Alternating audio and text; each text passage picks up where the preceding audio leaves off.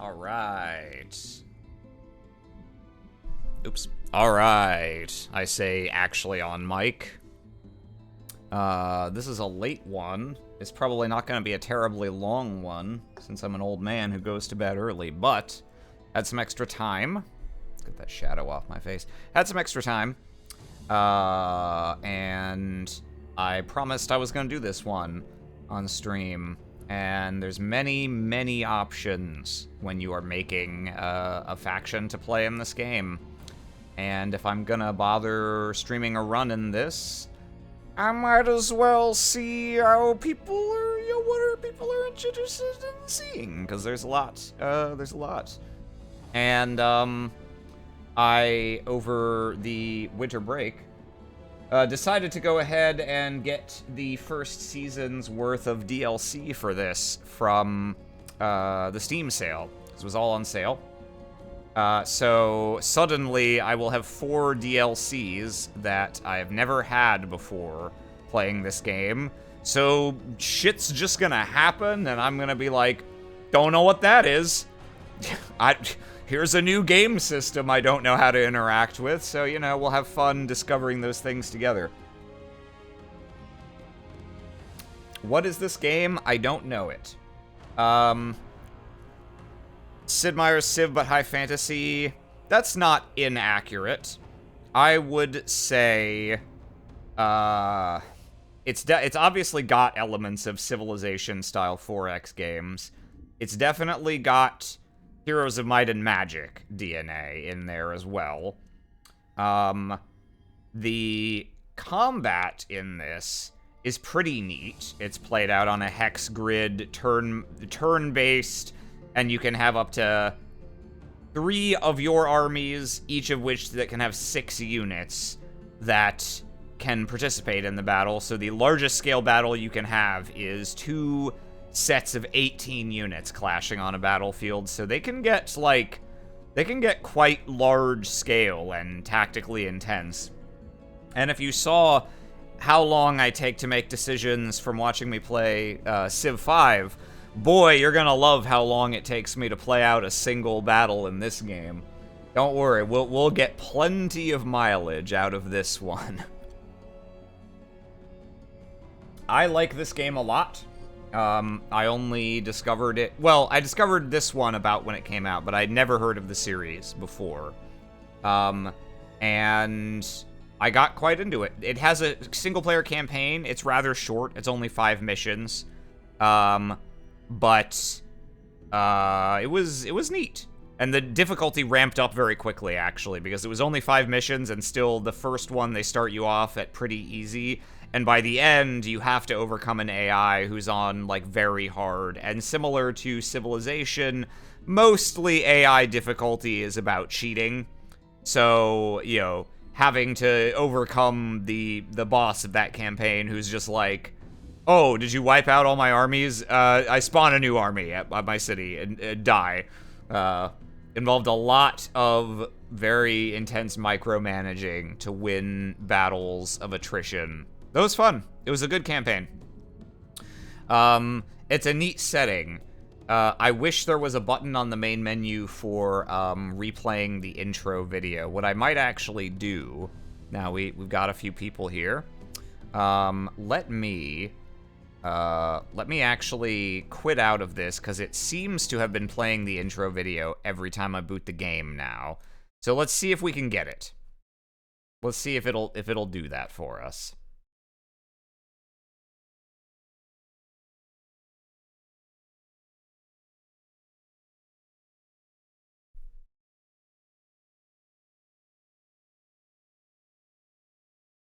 Come on. Yeah.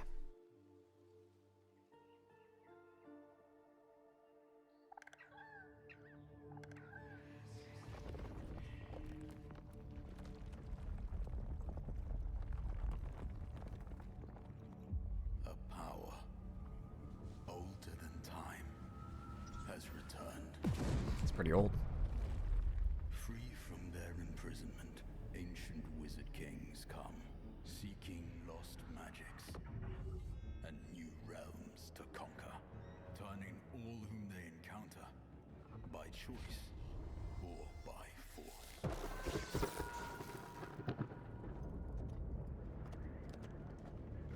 Through strife, champions arise.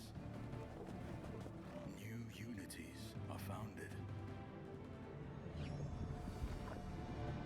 And powerful arcane knowledge unlocked. As gods and mortals clash, the forces unleashed will shape a new age of wonder. Yes, you're probably correct, Spooky Bard. The game audio is probably on. I should have turned up the in-game volume before doing that. Because the intro video is also a little quieter than the rest of the game. We'll have it... We'll bump it up just a little. This is one of those games where you want to have it down at, like, no % if you want to be able to hear anything else. We'll try it here, and you guys can let me know if it's in a good place. It'll mainly be the music we're concerned about.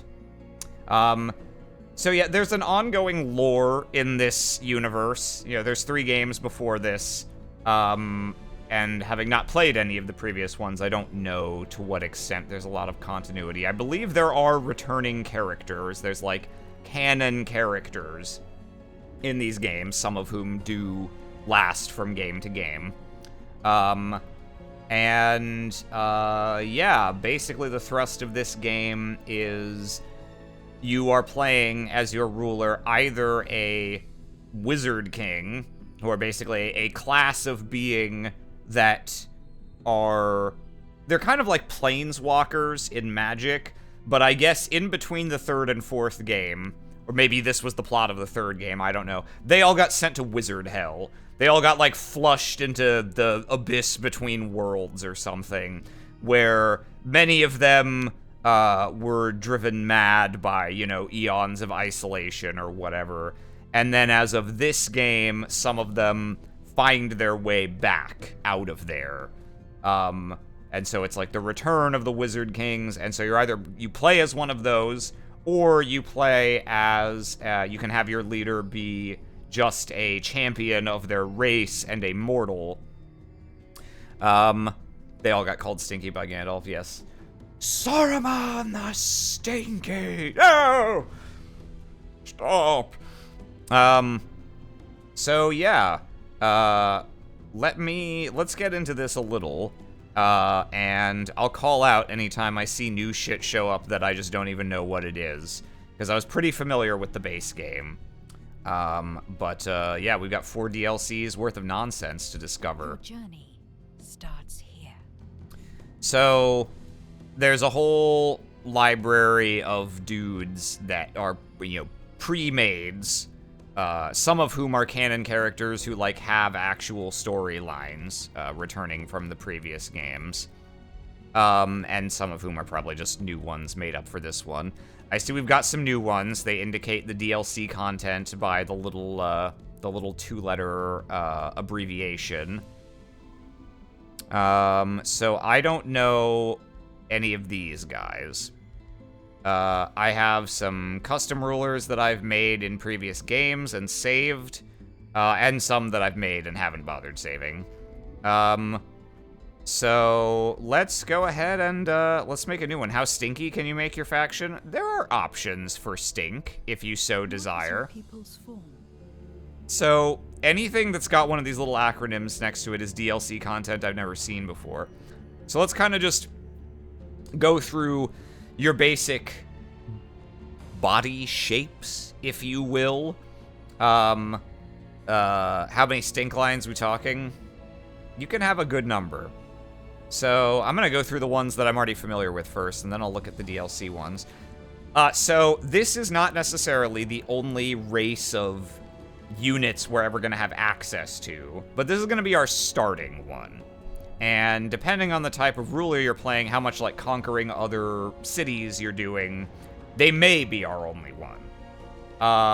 If our leader is a champion ascended from this race, the leader also has to be of this race. If our leader is a Wizard King, they don't have to be, because the Wizard Kings mostly whatever faction they rule over is not necessarily the faction they hail from. It's one that they are presumed to have already, subjugated prior to the game. So this is not for all our beans, but this is for a good chunk of beans. So we wanna design something that's gonna be fun for the people. So we can be humanoid. We can be elf. We can be orcs. We can be dwarfs. We can be halflings. They had some interesting choices in here from the base ones. It's not just like the most common fantasy races. We can be goblins. We can be feline. I really like how the cat people look in this game. We can be rats.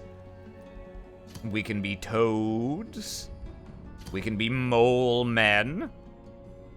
What are those? Oh, trait icon. Yeah, so every type of race has a default set of traits. However, these are all fully customizable also. So our appearance does not have to dictate our statistical modifiers. So let's look at some of these new ones. Ooh, we can be insectoid. That is pretty cool. I like the little head schmingles there. Sirens. Okay, sort of like, they got the little like colored glow weeping from their eyes like smoke, and you got the very pronounced ribs. What does it say about empowered by yeah, so these are magic dudes by default. Goatkin, if we want to go Baphomet spec. Lupine, we can be the Ulfs. Vidalkin, yeah, they do look a little like that, yeah. We can be bird people now, it would seem. And we got the old standby. We got our lizard folk. So that's all our options. And I'll say this: I could fuss around with these traits. For simplicity's sake, I think let's pick something for aesthetic, and I'm just gonna work with whatever the traits are, and we'll just keep those in mind as we move forward. So our traits will match up with the default of what the game thinks this race should be like. Do the goats get to move up any sloped or sheer surfaces? That would be really funny if they gave them a trait for that. Let's see. Herbivore. Hardy. Nah, it doesn't look like they have that ability. Pick all the stinky traits. Bug for me. Let's go bug. Rat. Frog. Pick all the stinky traits. Could do bug. Oh, actually, yeah. We got a third vote for bug. Second vote for frog. Those seem to be the front runners. Fourth vote for bug. Pretty strong endorsement there. Fifth vote for bug. All right. I'm going to call it there. I think we'll go ahead and play Insectoid. So what is this going to give us? Overwhelm tactics. More crit chance when standing next to a friendly unit that also has Overwhelm tactics. So we're going to want to have a bunch of guys surrounding our opponents in melee. That will give us very quickly stacking up crit chance. Ceaseless Cacophony. Adjacent enemies have a chance to miss their attacks. Adjacent enemies without this trait have a 15% fumble chance. Okay. So that gives them a little protection for melee also, which is a reasonable combo with this. And then Cold-Blooded.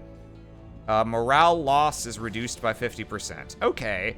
That's not so good, because we don't want to be losing morale anyway. We want to be winning our battles. So if you are actually getting value out of this, you're probably not winning the battle. It's not without use.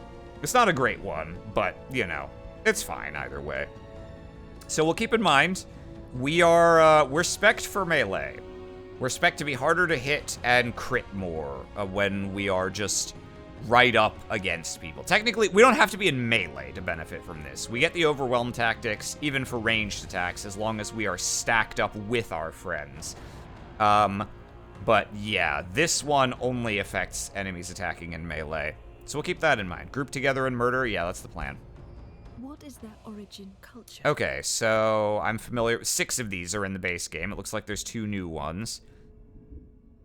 Cold-blooded is very good against undead and dark players who want to do morale stuff. That is fair. That is fair, yes.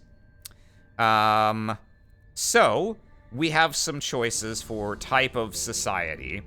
I'll give you my basic, one sentencer about all the ones that I know. So feudal is based around grouping up your units because they all get a 20% damage buff when adjacent to another friendly unit with stand together. So feudal also supports the sort of swarm tactics build. It combos well with our race. And their units are very they're like pike and spear heavy.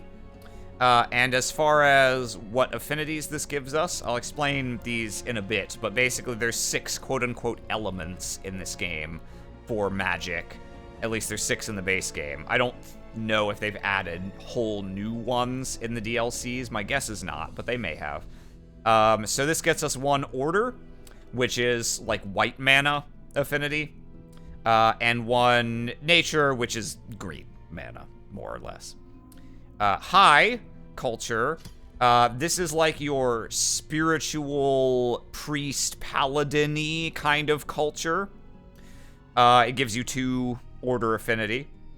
Their main shtick is all their units have special bonuses that they get when they enter a state called Awakened, and their support units and heroes can awaken individual units from them. They're good at dealing, like, the light element damage. The barbarians. These guys are really good at generating the draft income, which is your type of production that is used for units. You have 2 separate productions in this game for buildings versus units. Cities can build them both at the same time, and they're based on different stats. So these guys are good at just cranking out units. And their affinities they get are Chaos Affinity, which is basically red mana, and your Nature Affinity. Industrious, these are your dig and dig and dig and diggity dig. These are your Tolkien dwarf type societies. They are good at production. Materium Affinity is the production and earth spec. And their special stuff is all about, basically they have like forge-themed buffs that their units can stack on each other. They increase defense when getting hit. They're not one of my favorite ones to play. I don't like their unit loadout quite as much as some of the other factions, but they're all fine. Dark. These are basically, these are your classic fantasy bad guy races. Their city stuff is based around not bothering to give your cities positive morale, but simply suppressing the effects of negative morale. They have knowledge income that combines well with their out-of-the-box shadow affinity. Shadow is sort of like black mana. It is necromancy and ice magic, mostly. So these guys don't have to be, like, undead spec, but they can very naturally fall into that. Their units are spec'd around debuffing the stats and morale of entities. Whatever, go my scarab, indeed. And then Mystic, these are your blue mana guys, basically. Mystics have their own units. They have a lot of units that have magic basic attacks, and they have a lot of buffs to, like, summoning units. And they get Astral Affinity, which, again, is blue. That's basically generating and spending mana and summoning guys and speccing into casting a lot of, like, damaging spells in combat. So those are the ones I'm familiar with. I know they added some sub-schools within Mystic, yeah. I haven't played it since they did that. So it looks like this is pretty much what Mystic used to be. Oh, What is your that's not what I people's wanted to do. I was just trying to look at what the What is other their schools original are. culture? Oh, I see. I pick them over here. Potential. Oh, okay. You can actually, you get one of your points from which, so you can start with a shadow affinity as well if you want. Interesting. Combat spells are overcharged the first time they're, that's not bad. What is this? Ah. Okay. And then, yeah, summoning spec. Okay. And then the two new ones that I haven't seen. So we got Primal. I guess these are explicitly, like, animal-affined societies. It looks like you get a type of favored terrain. You get summons of a particular monster, and it all corresponds to which of these you pick, and that also affects what extra affinity you get. Primal's a lot of flavors, yeah. Can we be bug-powered bugs? It's bugs all the way down. Primal's all about doing terrain things. They favor a terrain, they get a buff if they're able to charge up via attacks. Interesting. And then Reaver, I'm just assuming from the name that this is like the pirate-y faction, a society of industrial opportunists. Pragmatic and brutal, they combine the material and the arcane, yet you have Chaos affinity, not Astral affinity. Suspect. Units are specialized in focusing down marked targets. Okay, so they're about marking things and then dealing extra damage to marked things. -1 Whispering Stone, so these guys are not for diplomacy. Oh, yeah, and they don't take any penalties from just declaring war on whoever they want with no justification all the time. I see. Reaver is bad. They always want to attack and raid and raise. What's bad about that? I do like their sassy cannon. Okay, so those are basically our options. I'm gonna scroll back and take a little look-see, see if we've already got anyone. Wet Otters, I vote Feudal. Mantises already have sickles for farming. You're correct. Barbarian culture, yeah, okay. I vote bug-powered bugs, which would be, what, spider or, yeah, I guess spider-themed guy. I vote cranking it with the barbs. No, they're just underpowered and force you into playstyle, I see. I vote primal spider. Could be fun. Okay, we do have a vote for pirate bugs. Chaos affinity, red mana moment. Let's see, this would, spider would give us 2 nature to start off with. Spider bugs, vote for spider as well. Feudal for me. Stuck between double bugs and feudal. I may have played this game a bit, yeah. I was getting the impression. Bugs. You only get 1 city, so you have to march across the entire map to support your wars. Oh, is that as Reaver? You just not get to build new cities? That's interesting. That's very game altering. Okay. So these guys can terraform. What does Tunneling Spider give us? Start in the underground. Okay. I actually haven't played a race that does that before. Able to build farms on cavern terrain. Okay, yeah, so build farms underground. Mushroom forests are favored terrain. Access to the Primal Spider summon. And units have... Can I get this to stay open? Thank you. Cave walk. Okay, move faster underground. Tunneling Spider's boon. Unit is blessed by the Tunneling Spider. It gains a Rising Fury stack when attacking. At 5 stacks, this gains... okay. That's not the best if you have to stack that 5 times to get any benefit from it, but okay. Each attack removes a stack, so then you start alternating this. Alright, I mean, that's just one little thing they have, so this doesn't necessarily have to be a giant bonus. Okay. Look at all those nested pop-ups, yeah. Welcome to the underground. How are your balls? I'll swap to Bug. Okay. Oh, we got people change. All right. And then it looks like Spider is winning out here. So we're bug-themed bugs.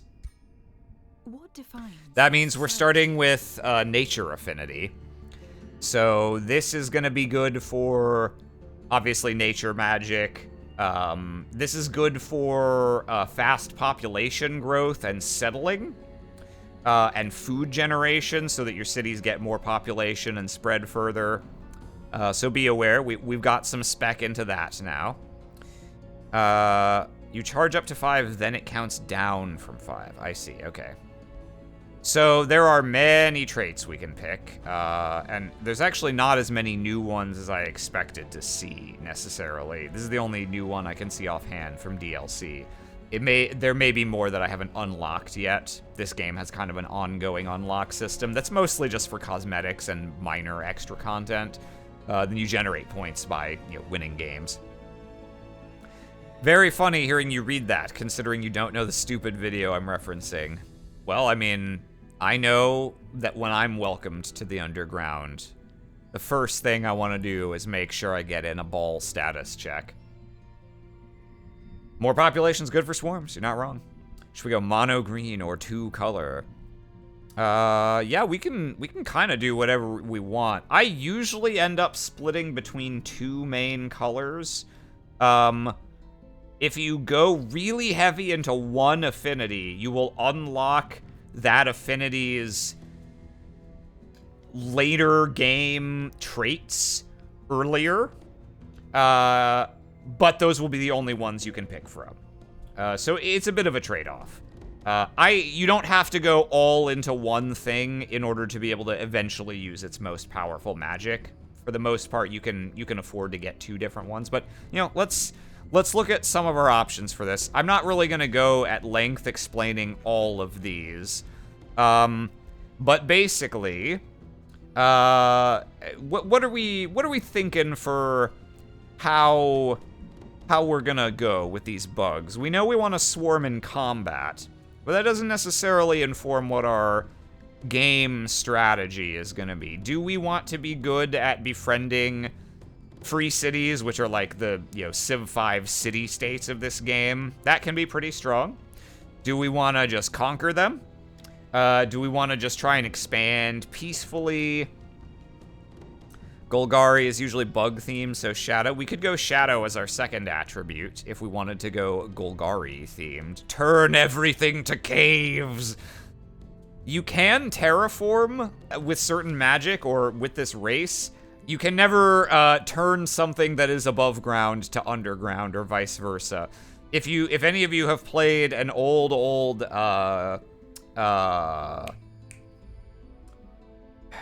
turn-based strategy, like 4X game called Master of Magic, from the same people who made Master of Orion. That has, like, 2 planes of existence, the normal one and the fucked up alternate universe one. And for the most part, people start on the normal one, and accessing the alternate universe one is, like, difficult. This game is a little similar. There's an above ground and an underground, and both of them comprise the entire map area of the game. There's a little less space underground because not all of it is clearable, and some of it has to be, like, manually opened up. But it's neat. You can cross the map above ground or underground, not just for moving units, but for expanding your empire. Kill all the surface dwellers, befriend all the underground people. We certainly could do that. What if we collapse the surface world and blot out the sun? If such things were possible. Terraforming the above ground to the underground. That's called a sinkhole. Yeah. Aren't nature and shadow opposing? They are. They are technically opposed, but there's no particular disincentive to using 2 different opposed affinities. The main thing that the affinity opposition matters for is if you're really heavily spec'd into one affinity and not its opposite, people who are spec'd into the opposite will like you less. As it notes here, nature affinity is opposed by shadow affinity. Empires or free cities with opposing affinities will suffer relation penalties. If you're really into both opposing things, I think they just kind of negate each other. Let's see. I think the Golgari spec could be neat. There's new tomes in this. I don't know what all the new shadow magic is. Shadow magic is, like I said, it's mainly necromancy and frost magic. Nature, nature can, I mean, yeah, we can find stuff that'll work okay with these. Just finished watching the Ebonward South finale. I'm glad to hear it. I hope you enjoyed. Let's see. I think I saw something with swarm in it. Red. Yeah, our red choices. Red does support swarming very well. Red has a lot of support for making a lot of weak units. So red's got all your, like, you know, murder, death, kill kind of stuff, your barbarian flavored stuff. Prolific swarmers, I think, is what you were looking at. This makes your tier 1 units, so your basic bitch units, start out stronger. They start out a little promoted. And non-summoned units, so units you actually train in cities, are cheaper to upkeep. Cities grow a little faster. Green and black sound good to me. Gruul would have been my second pick. Okay, let's try green-black. You know, let's play that Golgari bug life. Aram, are you planning on running any TTRPGs publicly anytime soon? I think I've mentioned offhandedly and obliquely on my streams that I do have something cooking that I'm not talking about yet. So I guess, you know, it's not very much of a spoiler to say, yes. Yes, I do. However, that is all I will say for now, because I don't want to tip my hand any further than that. But yes, I have a pot boiling on the stove, and my macaroni is almost ready to come out. You ever played Endless Legend, Aram? Yes, I have. I like Endless Legend quite a bit. I like Endless Space as well. I didn't play the newest game from Amplitude, I think is that studio. Humankind, which is their Civ-like. Because it got very mixed reviews. Some people really didn't like fundamental aspects of its game design. And the reviews never got substantially better. They stayed kind of mixed, even through DLC and updates. So I haven't bothered checking it out. But I've liked most of their games, yeah. I'll look forward to the announcement of that announcement. Yes, I hope you enjoyed my announcement of the forthcoming announcement of my announcement. Aram, have you ever played Magic the Gathering or played in a Magic progression series on Mondays? I've done both of those things. Yeah.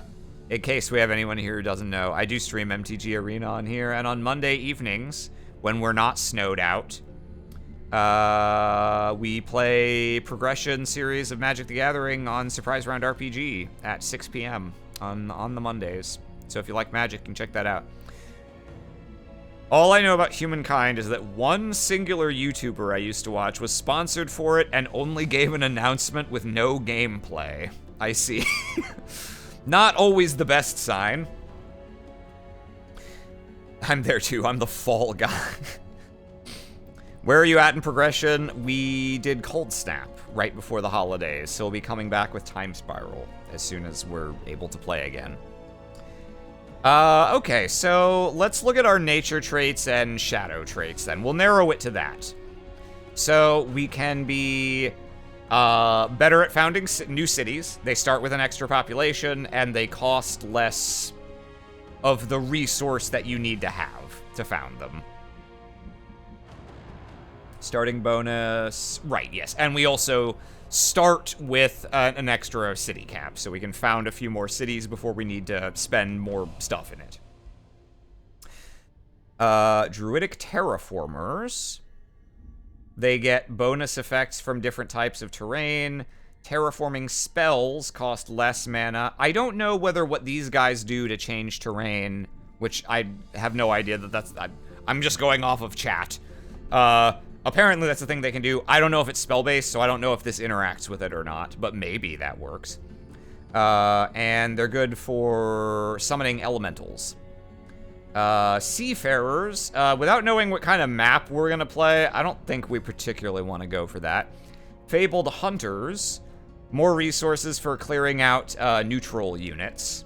and stuff. And units regen. Talented collectors. Ah, these guys get extra benefits for having the, like, special resources around. That's neat. It's not spell-based, it's building-based, the terraforming. Okay, so we probably don't want to combine it with this. And then for Shadow, we've got Devious Watchers. This is the spy one. Things see further. Our scout units are invisible on the overworld, and they get the faster movement bonus to begin with. Normally, you have to research that. Keepers of Knowledge. Every time we finish a research... oh, that's neat. We get a relations bonus with all the free cities we're currently chatting up. Every time we unlock a new tome, so every time we do several researches, we get a relations bonus with everyone. And knowledge income for everyone we have open borders with, and it's good aligned.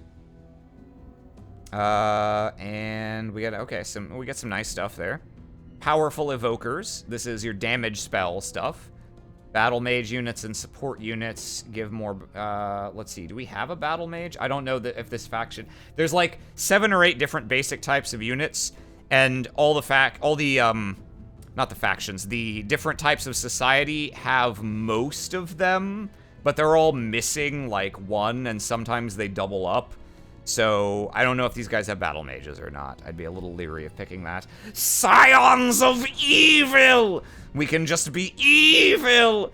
They do not have a base battle mage. Okay, we don't want to pick that then. Yeah, the more evil we are, the more we are rewarded for being evil. And if we get to maximum evil, then our units come out of the box stronger. That's pretty funny. Silver-tongued. Okay, that's for diplomacy with, like, free cities and stuff. And then Umbral Disciples. This is new with the DLC. Start with Ritual of the Gloom Veil unlocked. What the fuck is this? Okay. Altar of the Marching Gloom. Start altering terrain to gloom at 1 province per turn.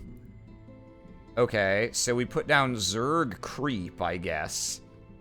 And we are bad guys. This is from the DLC. I don't know how any of this shit works. What's the Pantheon unlock symbol mean? It means this is something that I unlocked through the in-game rewards that it's something you don't start with, that you unlock through the little tree. So I've unlocked most of those, at least from the base guy. Evil bad guy infection trait. Umbral Disciples is fun. Yeah, although I'm already playing a society type I've never played before, so I'm not sure if I want to mix that in. But chat, feel free to throw out, if anything I said sounds especially good to you, feel free to throw out your top picks, and I will consider them. Devious Watcher is what the snirk was in that art you posted. Indeed. Devious Watchers for the snirk spider bugs.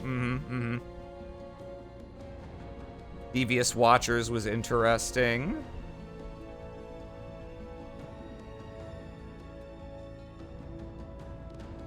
Devious good. Ant Hill maxing settlers. Okay. That would be like this one probably. You could go that. Curious on how Devious will work out. Yeah. It seems like there's a lot of enthusiasm for the Devious Watchers. So let's just go with this. This is like always gonna be useful. And we'll go Devious Watchers as well. So we're gonna be Nosy Little Pervert. Devious and Collectors. Ah, this one. That could be neat. That could be neat. Keepers of Knowledge is fun with Devious Watchers. Keepers of Knowledge. Oh, sure, sure. All-Seeing. Ah, right, okay, yeah. So, whoever we give a thing to, we get vision of. Yeah, that's pretty neat. Since we can scout for resources better. Devious and Collectors. That's a reasonable point, yeah. Although it's not so much the scouting that is the issue for finding magic materials, typically. It's more whether you can get an army there that's strong enough to clear off whatever neutral units are sitting on it. Pretty much almost all the resource nodes have guys camped out on them to start with. That combo lets you find free cities first and capture them early. Ah, the Devious Watchers plus Keepers of Knowledge. Yeah, that would be neat. What about a splash of red and some swarming? Yeah, if we did a splash of red, we'd probably want to go with...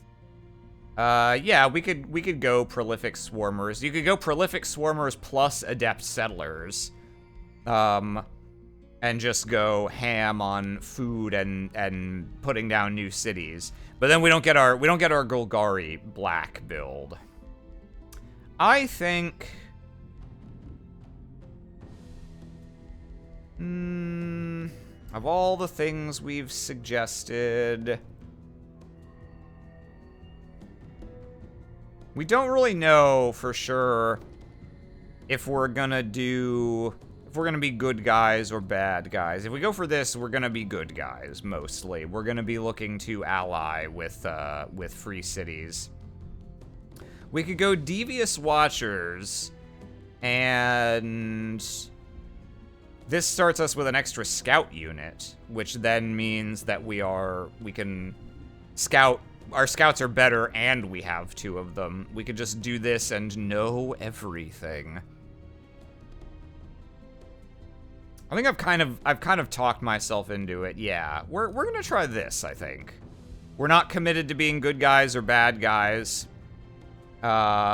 And these 2 do at least have a favorable interaction with them. So yeah, we'll go spy bugs. We are spiders anyway, so you know, it's like thematic. Choose your first tone. We are the informed. Are we gonna be the Danish scouts? You know it. The hard split on green-black is cool, yeah. So the hard split, we're gonna end up, it's gonna go one way or the other depending on what we want our first tome to be. So tomes are the groupings of research in this game.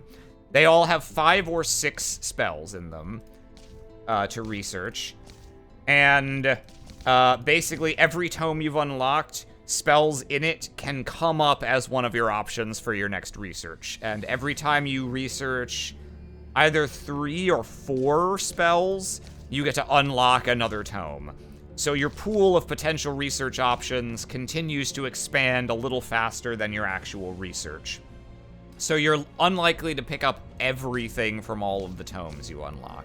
But we got a couple options, and I know they've added new tomes with some of these.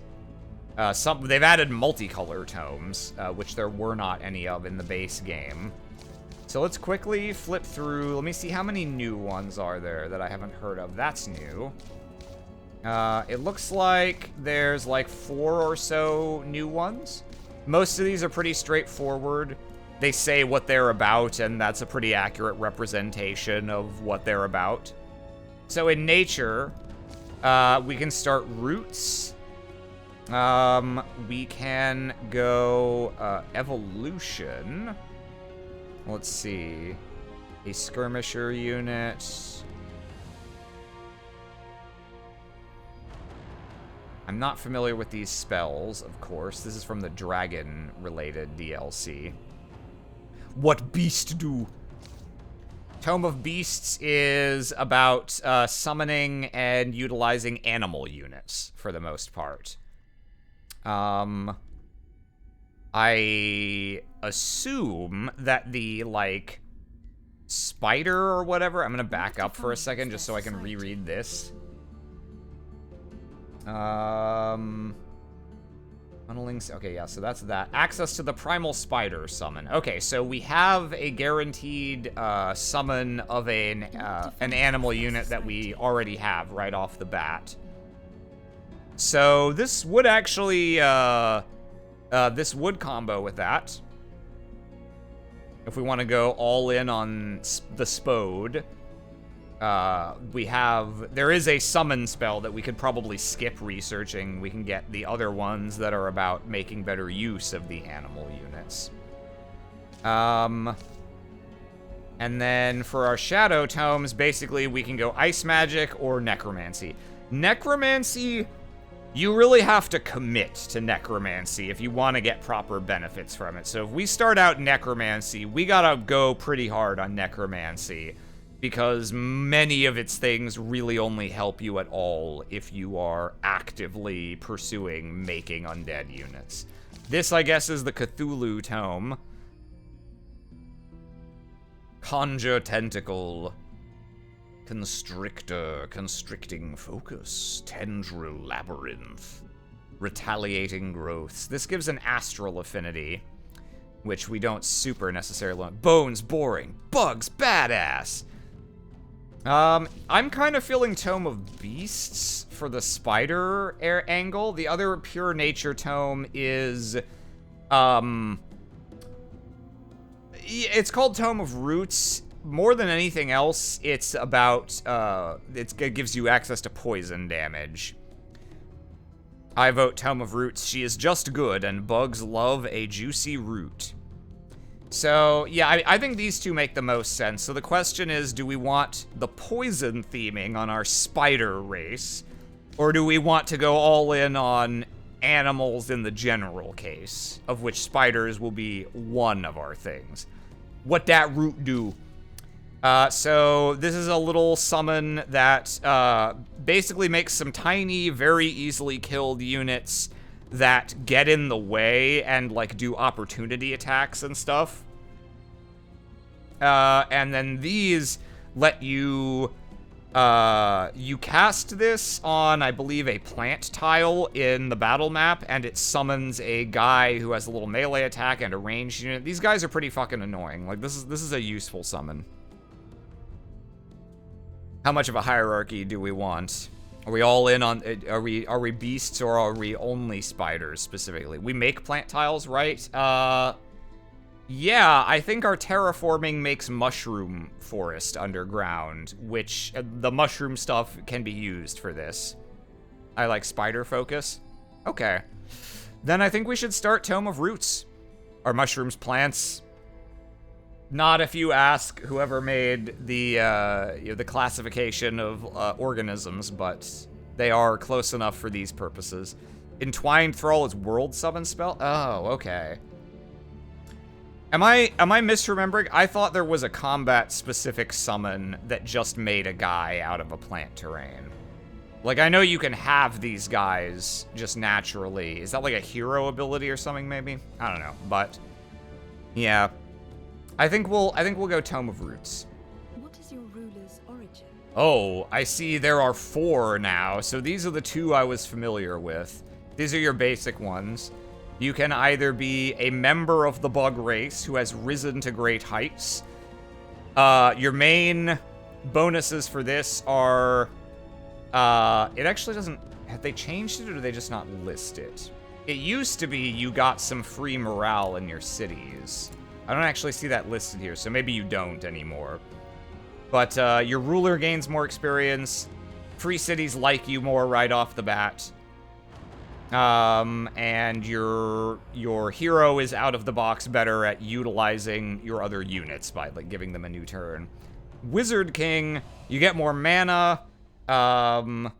You get, this is the most important thing. Your ruler starts with the ability to spend their turn to let you cast an additional spell that turn. Generally, you can only cast 1 per turn. So these guys are more spec'd on just throwing spells in combat. And then Champion, we don't need anyone leading us other than Bug. And then I guess we can also be a Dragon Lord now? Which I assume just, yeah, we're just a dragon. I mean, that's cool. I don't think it's very thematic for being Bug. Or we can be an Eldritch Sovereign. Let's see. Hero signature skills. Okay. Use thralls. So they, like, take control of enemies. Oh, this looks complicated. This looks scary. I don't know if I want to start with that. An insect dragon sounds rad. Yeah, if we could be an insect dragon. I think we're just gonna be a dragon, though, if we pick this. Just a regular dragon. Champion sounds like the best of these, but it's boring. Summon dragonfly. Let's quickly see what are our customization options. If we, yeah, we're a dragon. We're just a dragon. So in fairness, there are different flavors of dragon we could be. We could be a nature dragon. That's the closest we can be to being a bug dragon.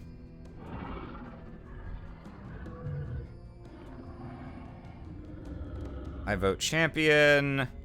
Wizard of Spells, yeah, champion's doing good empire building and free city diplomacy, which in fairness, we did pick, what did we get? Devious Watchers. Yeah, Silver Tongued is quite good for free city stuff, so champion's probably the one that has the most synergy. And yeah, the dragon really doesn't look buggy, the clown. So, I think, let's try champion. So that means we are locked into bug, which is fine. That's what people wanted anyway. So I've never customized one of these. This is where our starting point. But the customization is actually pretty intense in here. So,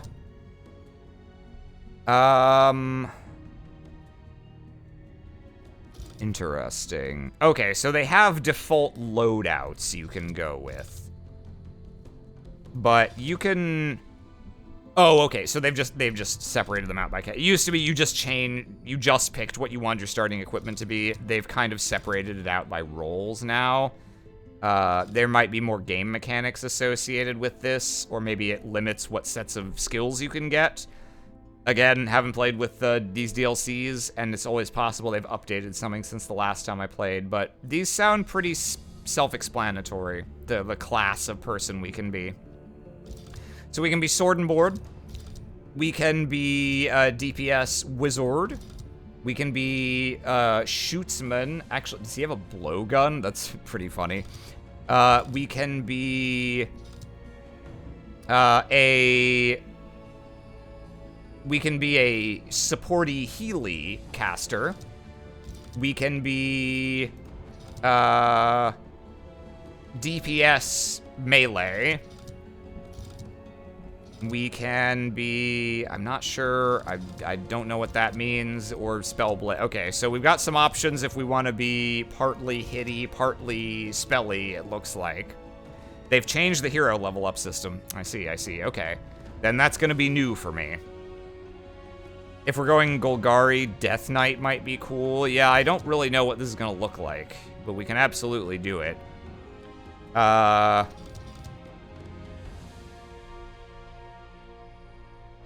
And our options, if we went for that, we can have a spear. Spears are good against cavalry in particular. We can be Great Axe. That's good for just run at man and chop him up.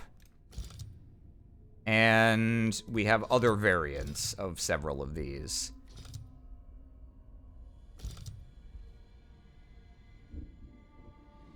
Death Knight has debuff, so if you're poisoning and immobilizing everyone, that could play well. Interesting. Okay. Captain's Axe and Shield, Veteran's Pike, yeah. So, fundamentally, we're going axe and board, very large axe, or, yeah, two-hander axe or spear. Let's see.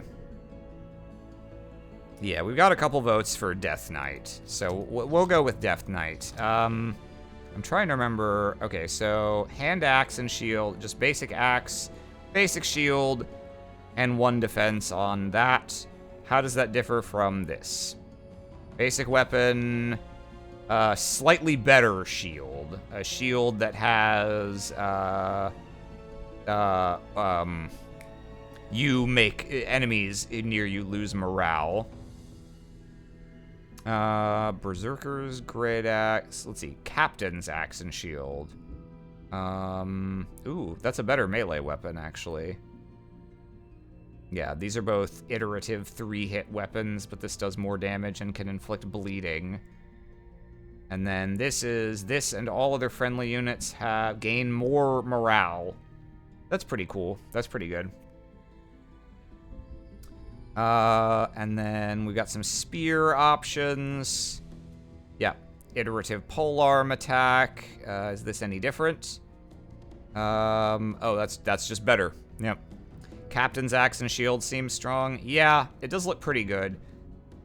It's only, I think for me, the only question is, do we want the Tyrant sword and shield for the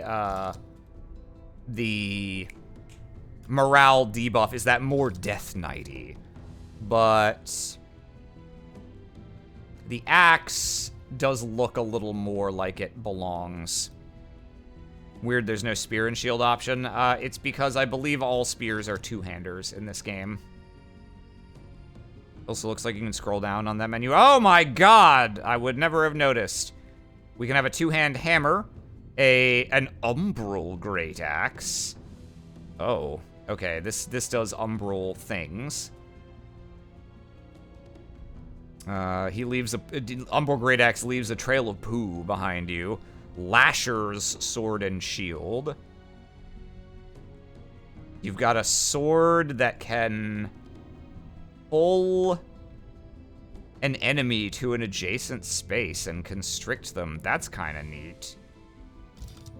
Oh, look at that sword. That's so fucked up. Yeah, pulling people into my horde sounds right. Yeah, we'll go with this, I think. It's all oogly scoogly. Look at that shield. He's like...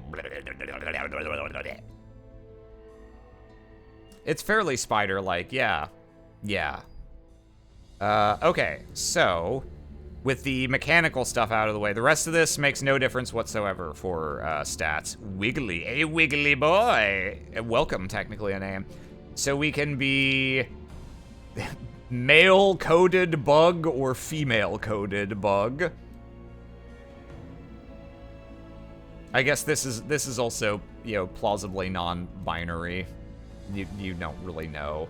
We can be a bug that vaguely, kind of, not really, sort of has a mammarial area.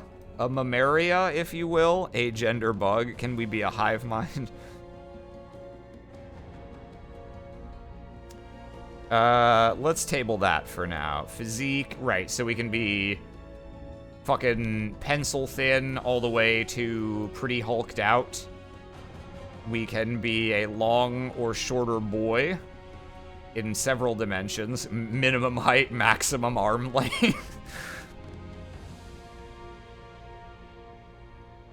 In my mind, the bigger body type is the female, because bug. You know, that's actually quite reasonable. We can be big either way, I suppose. Does this change what outfits we can have? Oh, this is a little different. Oh, okay, that's nice. They have them visually now. They used to just have a slider that you went between, like in a WoW character creator. Okay. Does this change what outfits we can have? These are 8 outfits for this. And yeah, it looks like it. You would generally describe these as more male-coded outfits. But there's plenty that are not really very specific. Yay.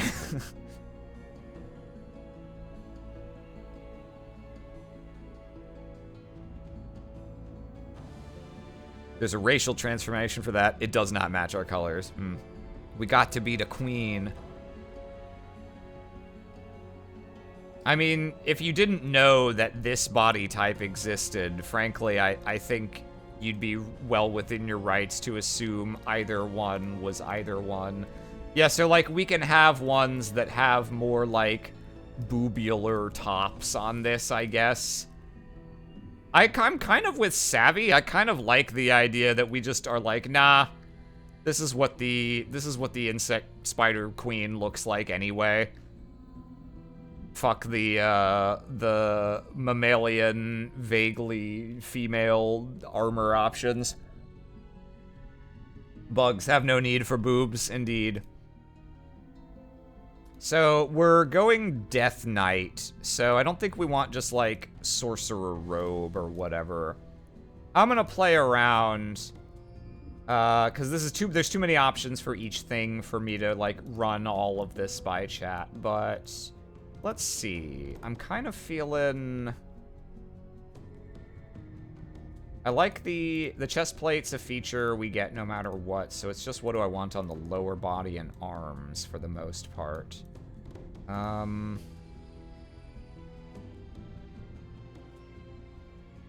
think I like this. I like the asymmetry of this one, actually. Tail length. We have a tail? Oh, we do have a tail. So we can have no tail is the minimum length, and then we can have a tail that clips nicely through our cape. Oh, it's got a prong on the end. Interesting. Let's see. I think we should be maximally jacked. Jacksimally macked. Can we remove the cape? We can. The cape is not mandatory, but there are a lot of very cool capes. Let's take the cape off for now. And we'll see whether we want the tail or the cape more, because I probably won't want the tail clipping through the cape. Not that you get to see this unit up close very much, but you know, it's important. Let's see. So we want to just be maximum size in all respects. I don't like tall with short arms, for sure.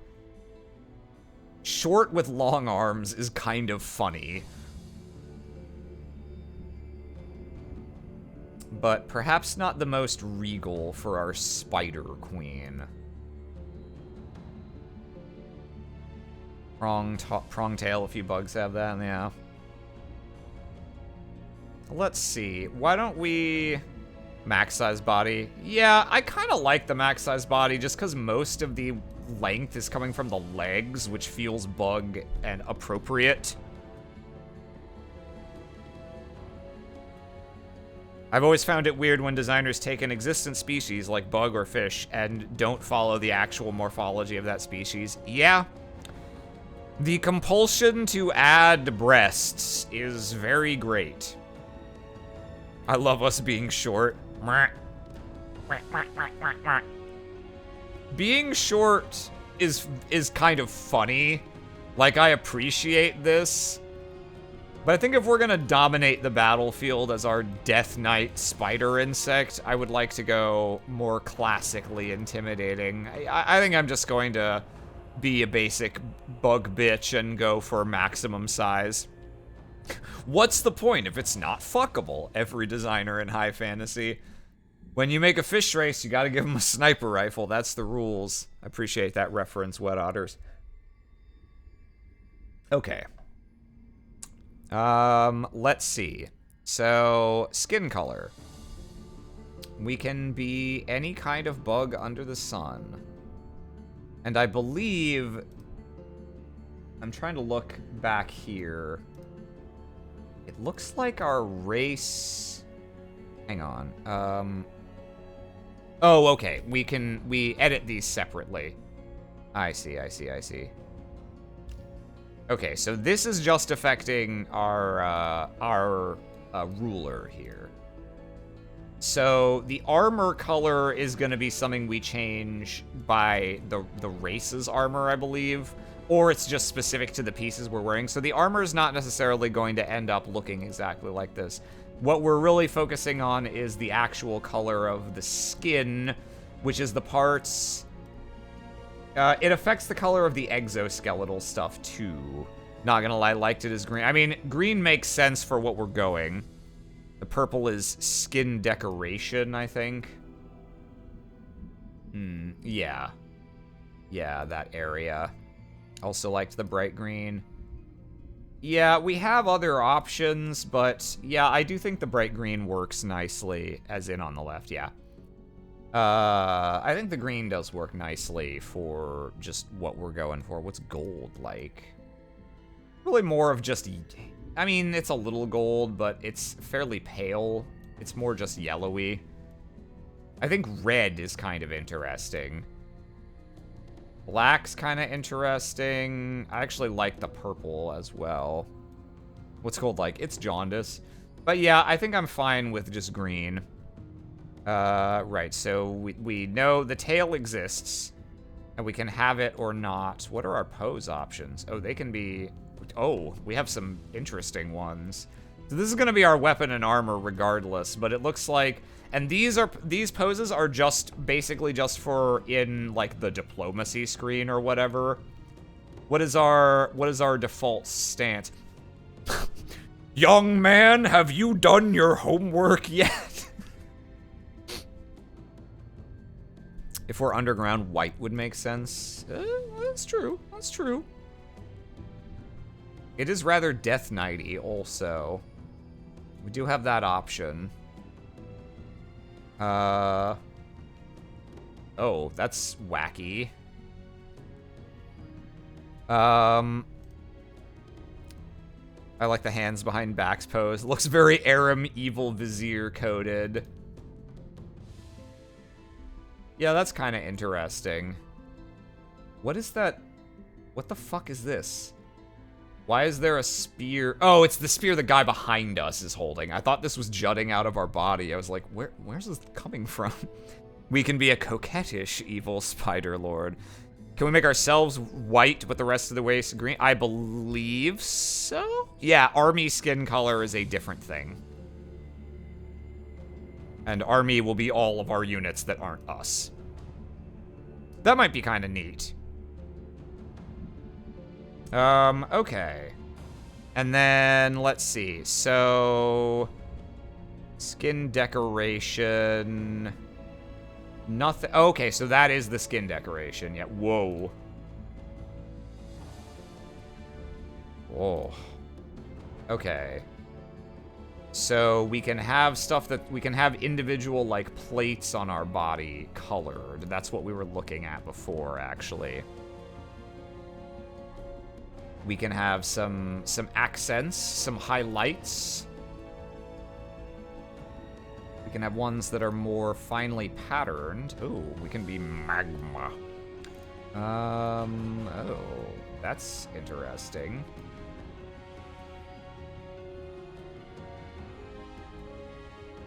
Dios de la... You know what I'm trying to say. Day of the Dead. Dawn of the Dead. Okay, there's a lot of ones you can go with, actually.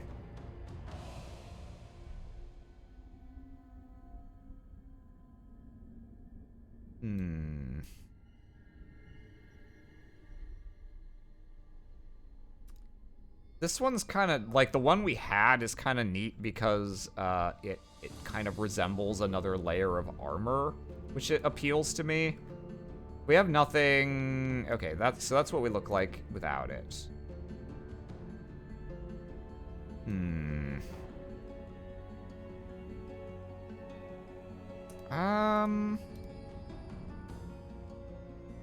I like the white skin.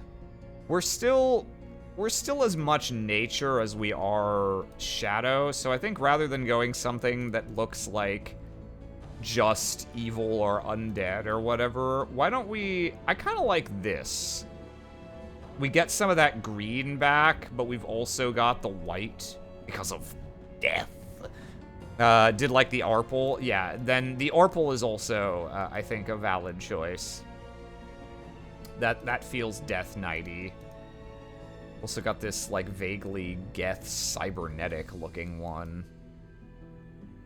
Kind of neat. Green or Arple?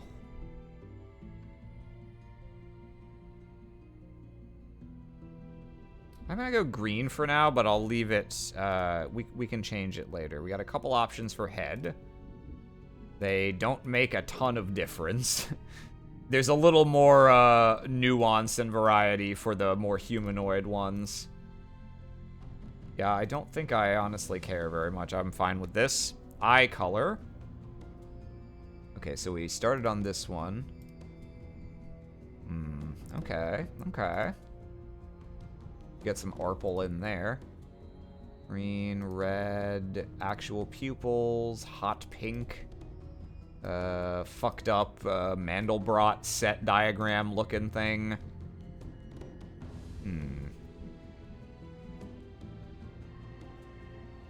I kind of like going with a contrasting color here instead of just more green. Let's...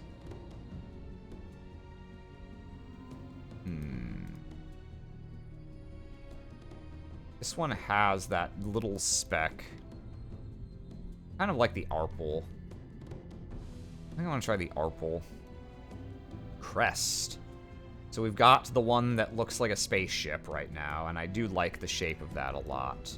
We can have pointy forward. We can have sort of mantis head. We can have antennae. We can have nothing. Yeah, I like this one. Mandible. We can have... Ooh, we do have some decent options for this. Ooh, we can have the pincers. Or the kind of hairier pincers. We can have... That is pretty spidery. That one's nice and spidery, too. Yeah, I like these. I think... kind of like this one. Hello, everyone. Hello, Ollie Gladman. This feels the most spider to me. This is a runner-up, but this feels quite there. I like bottom right. This one, like the one we started on. I think that one's fine. It does also, you know, you can kind of see these as spider hands going like... Can't not see it as a mustache. Which one?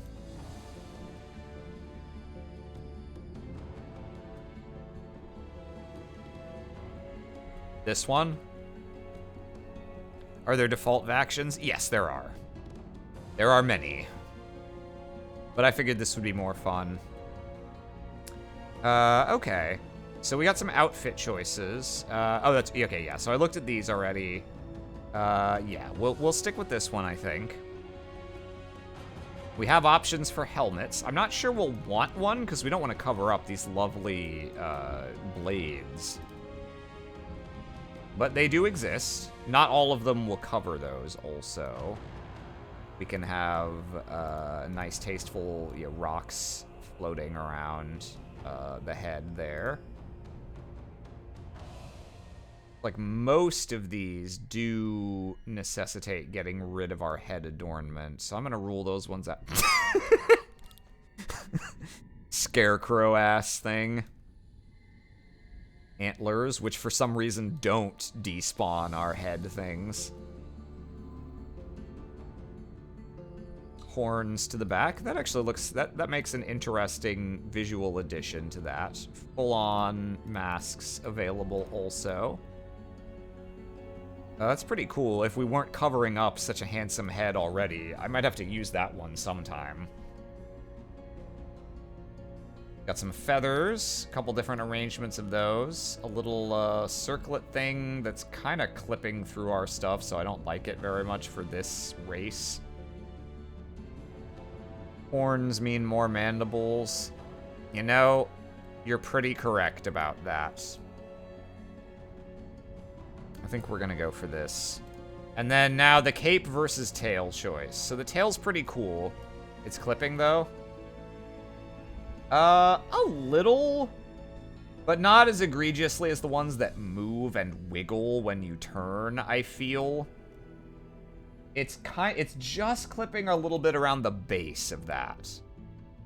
When we turn the right... Oh wait, no, that's not clipping, that's just shadow. Yeah, no, this one looks pretty okay for clipping. Through the forehead? Oh, fuck, you're right. This weird fucking thing sitting there. Damn it! Ah. And notice that. Damn. I don't like that now that I can see it. Ew. And those aren't really designed for this thing either. Alright. Alright. I think we're going to go no helmet on this one. Alas, they were not really designed for this head shape. Let's look at our cape options. So we can obviously shrink the... Let's, real quick, Let's get rid of the tail, because we would probably get rid of the tail if we went for a cape. This pose is also not very cape-friendly, with the hands behind the back. But let's see if we want any of these. Some of them also have cool over-the-shoulder aspects to them. Wow-ass fucking giant shoulder pads. And it looks like not all of them are going to clip with our hands. Some of them will be fine in that regard. Cape of Flowers is kind of neat. Bones. Zog Zog, me need big shoulders. Unless there's a spider web, I'd rather have the... Oh, we should look for something to see if there's anything spider-themed. That's a cool cape. It does clip through our hands sometimes. Yeah, let's look for any... Damn, there's a lot of capes. For anything... We can just have, like, a mantle. That would actually work okay. I guess not all of these actually do have a full-on dangling component. We can wear some rope. I don't think I like the mantle. That looks too clerical. Some more options for very nature-themed ones. It's kind of like a lizard skin. That's an interesting texture. It doesn't look like there's anything particularly spider-themed. Hello, bench dude. Yeah, we'll go with the tail, I think. As large as possible.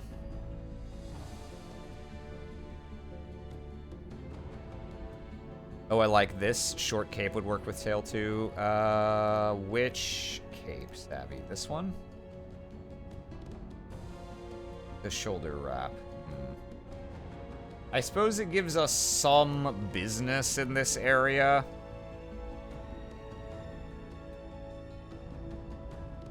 Other option for mantle is this, which has less clipping issues with our arm. It's simpler.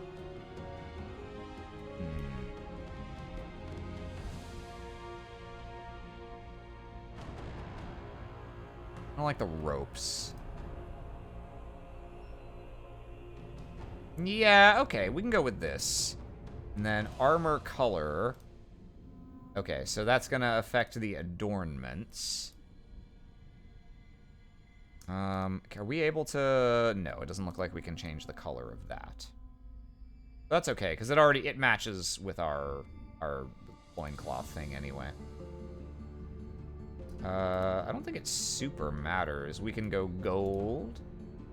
We have various sort of silvery ballpark things. We can go for some counter color with this orangish red. The gold doesn't feel like a gold kind of day to me. I feel like one of these more subdued colors fits a little better.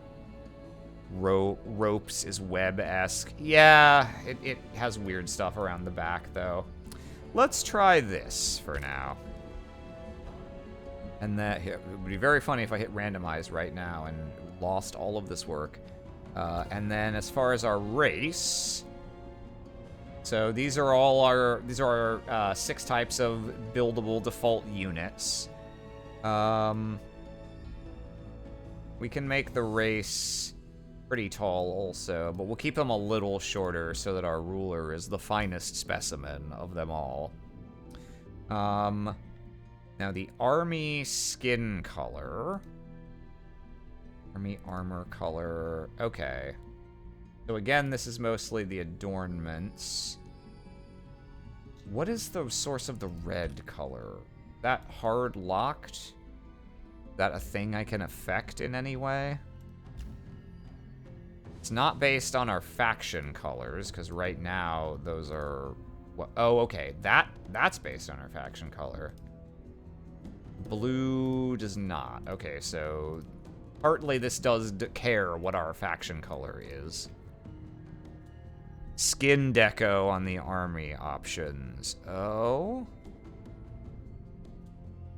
Yeah, that's the second. The red, though, does not correspond to either of these, seemingly.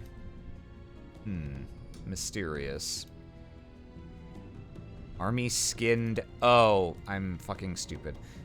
Yes, you're correct. All right, let's get rid of that for a second. Okay, so our ruler is white, but we were thinking make the ruler white, but the base race green, as I recall. And then let's pick a nice complement with this. He's blind, chat. He's a streamer. They're all like, it is true. Being on stream reduces every measure of competence by like 30% when a game is involved. Okay, yeah, so we can pick... They had... Okay, so they had this one. Gotcha, gotcha. So our ruler is predominantly white with green deck. If we go... do we have access to the green deck here as well? Like, can they be matching buddies?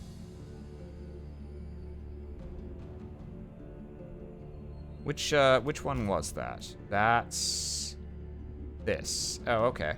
Doesn't quite look the same at the army. Maybe it's just, it looks different with the green skin there. You play Age of Wonders? Yes, I have. I spent so many hours in Ages of Wonders 2 and 3. I haven't played any of the earlier ones, but I like this one a lot. That's a little too blue. Dabba dee dabba die. Oh, okay. Yeah, we have some options. Wish I could zoom in further, but unfortunately you can't on the army.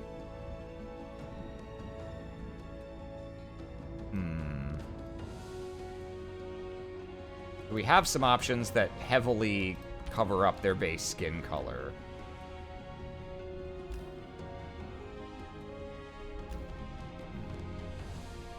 Can you turn them around? No, unfortunately you cannot do that either.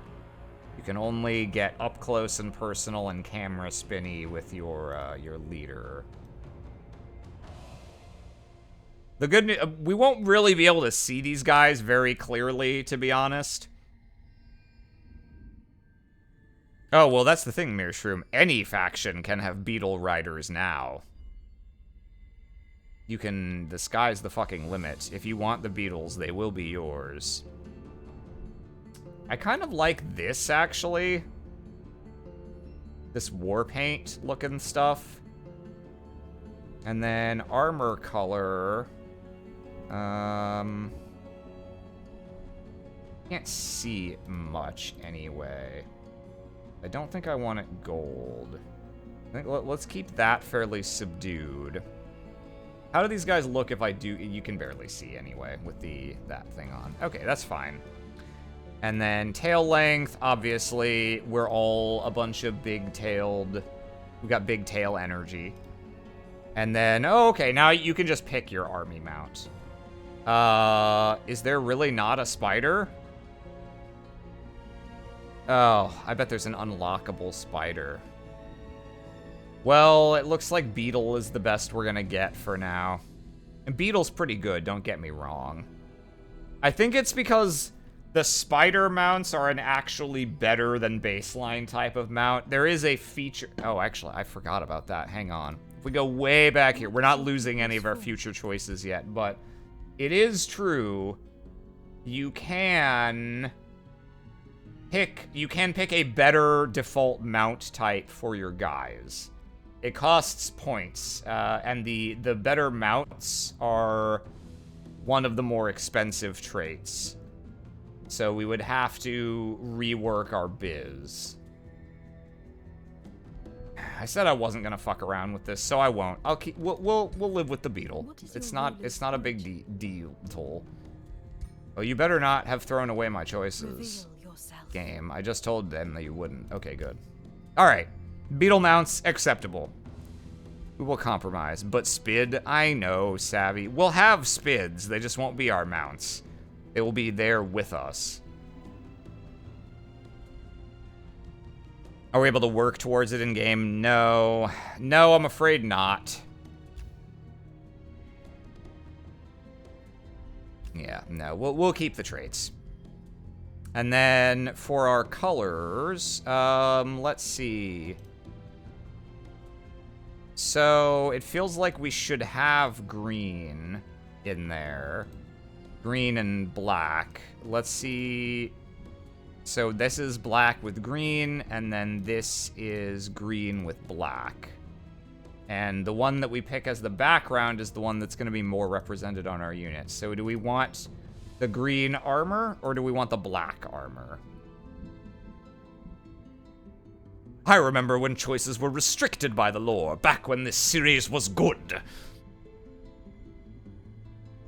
I'll let you decide this last one, chat. Do we want more predominant green coloration on our units, or more predominant black coloration?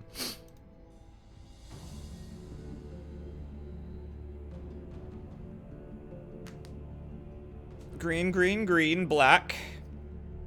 Black, black. Oh, okay. We gotta come back. Green. Green's leading 4-3 in this unscientific, unofficial poll. Black. All right, it's tied up 4-4.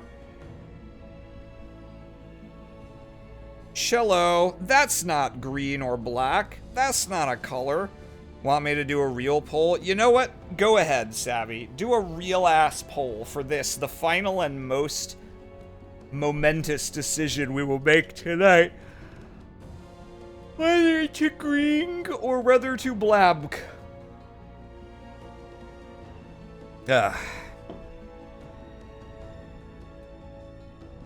Poll. Which bug is the most fuckable? Obviously, it's the cavalry, the guy on the beetle, because then you can have a threesome. Hello, what's happening here? We're creating our faction for a game of Age of Wonders 4 that I probably won't even start tonight at the rate we're going, and that's fine. That's what I assumed. This was the final and most important of their doctrines.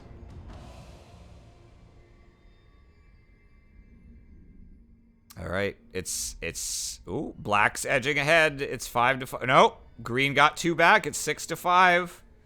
Oh ho, oh ho. 7-5. Will green run away from it? There are only seconds left to vote. If there are any more black armor enjoyers, now's the time to make your voices heard. But no, green's only pulling further ahead. All right. We're gonna go Legend of Zelda style. So we'll go green with black foreground. You doing a campaign with this game or PvP? I would not in a million years would I PvP a 4X game. We're just gonna do a map, some kind of map. Poll doesn't count. Armor was spelled wrong. British mods asleep. Post words without U's. Okay. So we can make up whatever title we want. The out-of-the-box ones, based on the choices we've made, are Exalted Shaman or Spirit Warden. I'm a mod. I'll time all y'all motherfuckers out, Lamau. I feel like Carapace being a default name for insect feels like a microaggression against a race that doesn't exist. Throw out suggestions for our title of rulership if you have any, chat. Let me see what sort of random names it generates for this.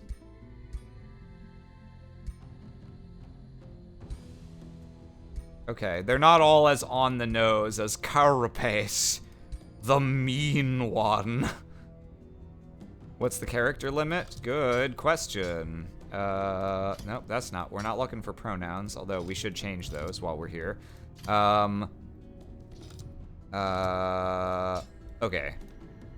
Character limit, 1, 2, 3, 4, 5, 6, 7, 8, 9, 10, 11, 12, 13, 14, 15, 16, 17, 18, 19, 20, 8. It's like, unless it's still going, hang on. No, it's like 28 or something is about where it is. Hello, Ralph Bat. Grand Exoloid, the Spode, British Armspool, Praying Manthis, Grand Spider with a Y, very fun. Did you know there's a Yu-Gi-Oh card called Spider? Darth Joker Venom, Earwig, Snirk Lord, Snirk. We could be Snurk.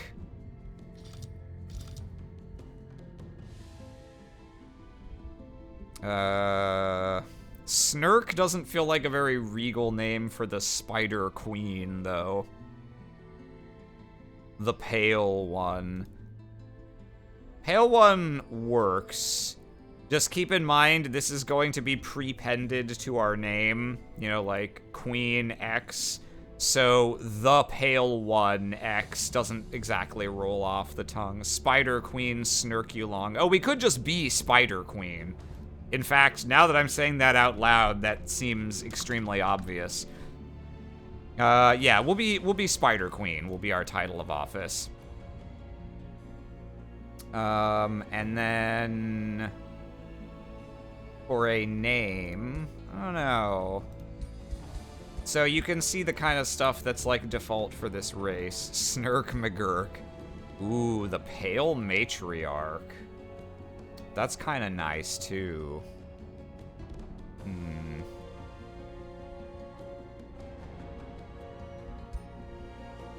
Snurkentine. Chat is very snurk-pilled tonight, I see. Yo, this game looks cool as fuck. I agree. This game did kind of immediately win me over with its aesthetic when I first booted it up. Sprell. Ooh, I kind of like Sprell.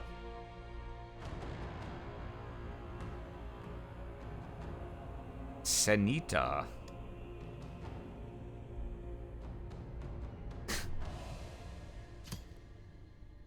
Senita, senorita.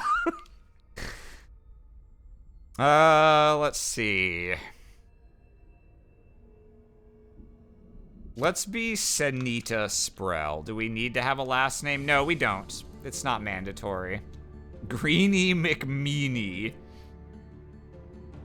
Laughlin. Senita Laughlin. My lovely daughter.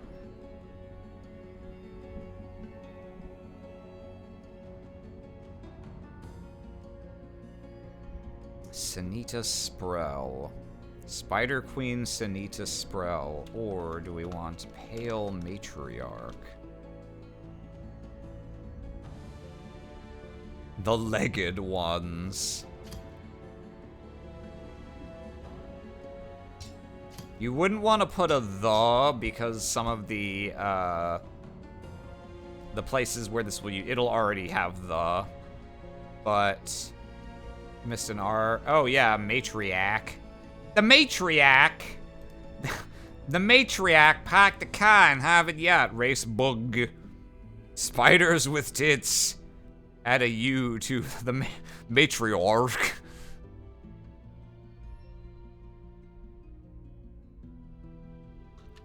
I'm up for the Legged Ones. I think that's funny. And then let's cycle through some Throne City names. Now we know we're gonna be underground. Did that say Torchwood? These guys. Yeah, these are nature-y names, I'm pretty sure is why it's generating these. Widowlings is an interesting one. Hey gang, have you met my beautiful spider daughter? I hope you like her because she's our overlord now. Tunnel fuck! The web. The web is kind of interesting. Yeah, I do like widowlings. The widowlings of the web. Or yeah, mother web?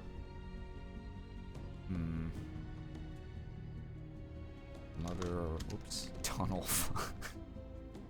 The mother web.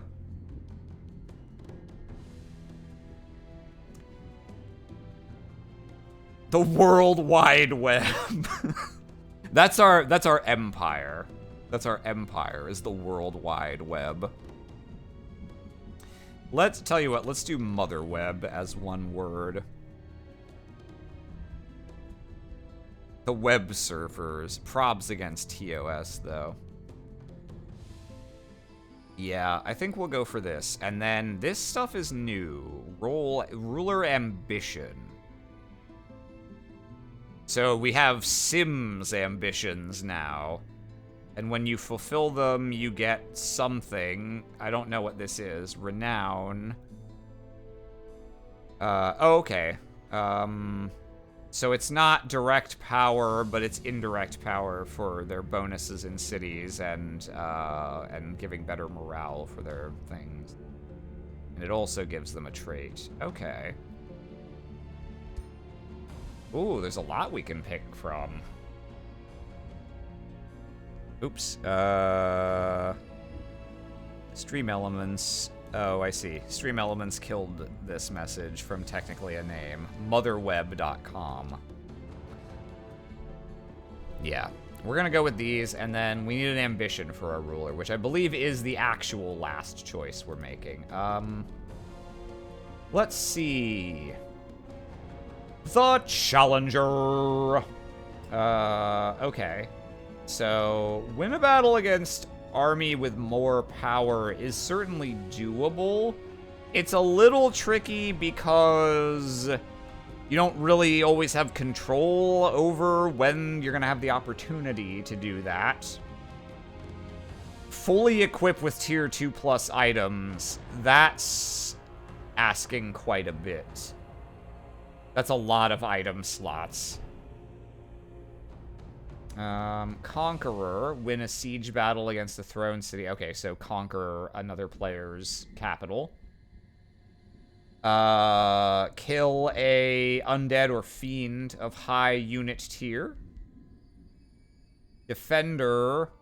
Oh, just like build some walls in the city. That's a pretty that's easily done, but doesn't give a whole lot. Delver, clear an underground infestation. We are starting underground. Clear an okay, so gain renown and unstoppable leader. That is occasionally useful, not massively so, I wouldn't say. But we can get a lot of renown off of that. It's thematic. Dominator. Oh, okay. Recruit or raise a high tier thing. Yeah, so we won't be raising because that's necromancy. Recruit one. I'm not sure how you do that. Duelist. Personally slay another ruler in combat. Oop. Explorer. Ooh. Okay. Gold Ancient Wonders are basically the strongest on the map already existing neutral objectives you can take, and you need a really, really strong army. That'll be a late game thing for sure. It is a pretty funny, like, it's a very thematically appropriate bonus. Not that useful for the stage of the game at which you can clear Gold Ancient Wonders, mind you. Fearmonger, this is actually pretty easy. If you fight against a large stack of enemies, if you kill about 10 of them, the rest will have so little morale, they'll probably all rout anyway. So that's achievable. Intimidating gives you aura and vicious. Oh, okay, that's kind of interesting. Glory Seeker. Ooh, whoa, that's a big bonus to damage. Because there's 5 ranks of units, and so units of any consequence, you're going to deal like plus 30 or 40% damage. That's quite nice. But you have to kill something really powerful first. Siege down a free city. We're probably going to be making friends with free cities. A full army of legendary rank units. Funny. We got to make the web worldwide. Let's see. Lawbringer. Clear a gold level infestation. We already have that, so we don't really want that. That's funny. Makes your army invisible. Oh, that requires a C, though. We don't know if that's going to exist. Well, that's not bad, actually. Raider. Shepherd. Win a combat with only animals, plants, and elemental units on our side. If we were going Tome of Beasts, this would be a little better. I don't know. I think there's a lot of these that are pretty reasonable. But if I were to say, I think, I kind of like Fearmonger. Pirate Bugs, second opportunity for Pirate Bugs. You're correct, but I will not take this one. Not without knowing if we're gonna have water or not. Sorry. It is just too likely to be useless.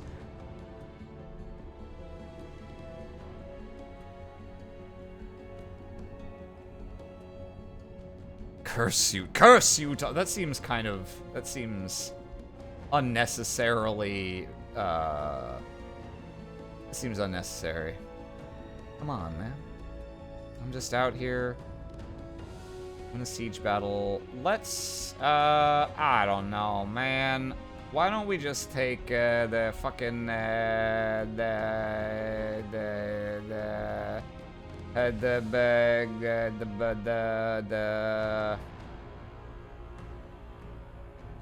think I'm gonna go Fearmonger. That feels appropriate for the Pale Matriarch anyway. This is pretty achievable. And this is a pretty good bonus for it. These are both useful effects, and we get them to stack on top of everything else our hero has. So we'll go for that. And then this doesn't matter because we're going to be playing against these guys, but once I've created this faction, they can appear in my other games as another faction in the game. So I think given what we've done, probably some flavor of spy makes sense. Yeah, we'll go Deceptive Spy. And I'm not going to bother editing the faction biography. Reserved Isolationist, they're spies. Also reasonable, but Isolationist doesn't play well with our thing that lets it makes it easier for us to chat up free cities. I think, yeah, I'm gonna go Deceptive Spy for their default. I didn't want to send that message. Thanks, Twitch. I don't know what it was, so you're in the clear. Your journey starts here. All right. We have created our guys. I believe they should be here now. Yes. Okay.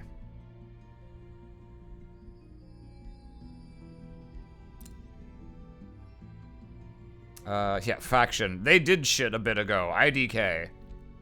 Choose your destination. So, whoa, premium challenge realms. Wow.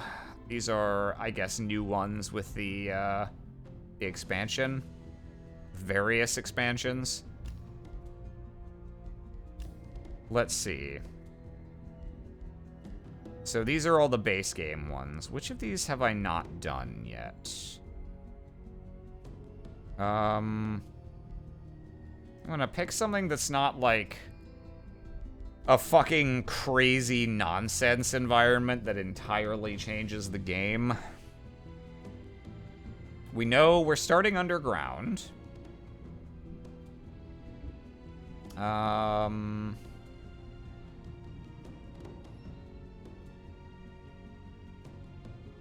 Interesting. It seems like a lot of the stuff on this one only affects the surface. There's volcanic eruptions and shit.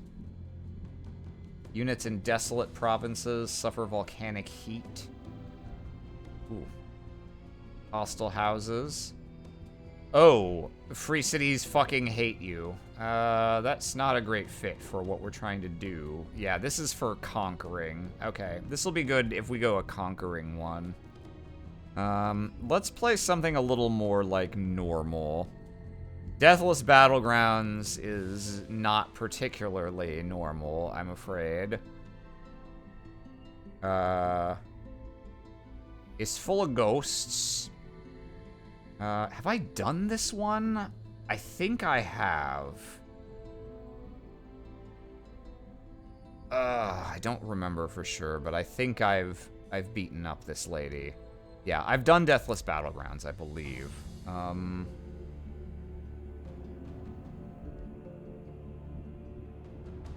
There's more Aminols. There's a coast. Overgrown realm. I mean, this is a good fit for us. Primal forests. I don't know if that affects the underground as well, but yeah. Realms haunted. What are you talking about? Realms haunted. Yeah, let's do the primal forests. And I would probably play on hard, but I don't know how many new game mechanics are suddenly gonna be like, allow us to introduce ourselves in the middle of this run. So we'll do normal, I think. Map size, yeah, with all that looks good. Your journey starts here. Will be the Widowlings.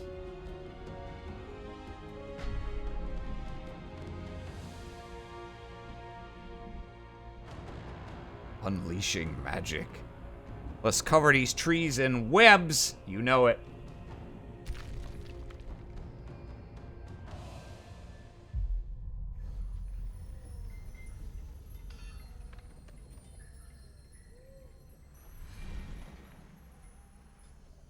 All right, here we go. We're starting Tome of Roots. Got all our picks. We can build farms on cavern terrain. Just refresh myself. Mushroom forests are favored terrain. And what does that give me? Their primal animal gains frenzy when we fight that terrain. Extra income is earned from provinces in it. And the spirit temple structure can alter provinces. Gotcha. Okay. Cave walk. Okay. Okay, so we move through Mushroom Forest as if it were basically normal, and we move through Fungus Fields and Cavern Floors as if it were road. We move 5 is the least you ever spend for moving on the ground. Okay. Okay. Yep. Vision range. Our scouts are invisible. They're also extra fast to start with. We start with an extra one. Oh, we start with 2 extra scout units, because we have both of these. Very funny. Okay, yeah, and we know we wanna gang up on people and stand next to them and beat them up in combat. All right. And we are starting with, we get the heal. We get our racial heal. And, right, we know Wayfinder already on our guys. So we should have... Yeah, we have 3 scouts, which is really funny. Okay. And they're super fast to start with. So, let's... okay, so we're starting in... unlike in Civ, you get to see where you are relative on the whole world map to begin with. We know we are starting in the bottom right, so we are generally going to want to explore northwest, because there's going to be more map in that direction. We are the Danish scouts. We are the scouts of the Denmark. We are the scouts of the Denmark. I mean, shit dog, let's just be about it. We got a knowledge stash. Let's grab that. We'll continue up on the road over there. We're gonna have this scout just come and grab whatever this is. This is some production, okay. I guess we can send 1 scout down to just check out. Yeah, there's a little bit more down here, it looks like. Not much, but we should know what's down here. A gold vein and a small little neutral army sitting on it. Is there an above ground here, or are we just like in a cave? There is above ground, so we started down here. We don't know what's above ground yet. Above ground is the whole... They're both the size of the whole map, the underground and the above ground. And it looks like we have some very basic knowledge of the topography. We can see where, like, major mountains and shit are. But that's about it.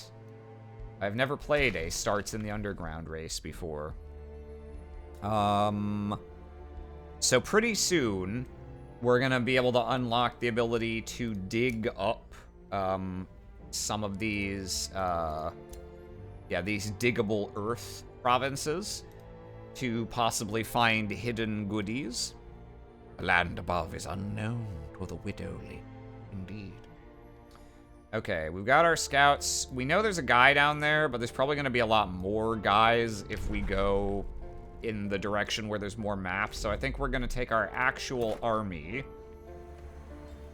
which, let's quickly review what our hero does. They are sword and board, iterative melee attack, pull.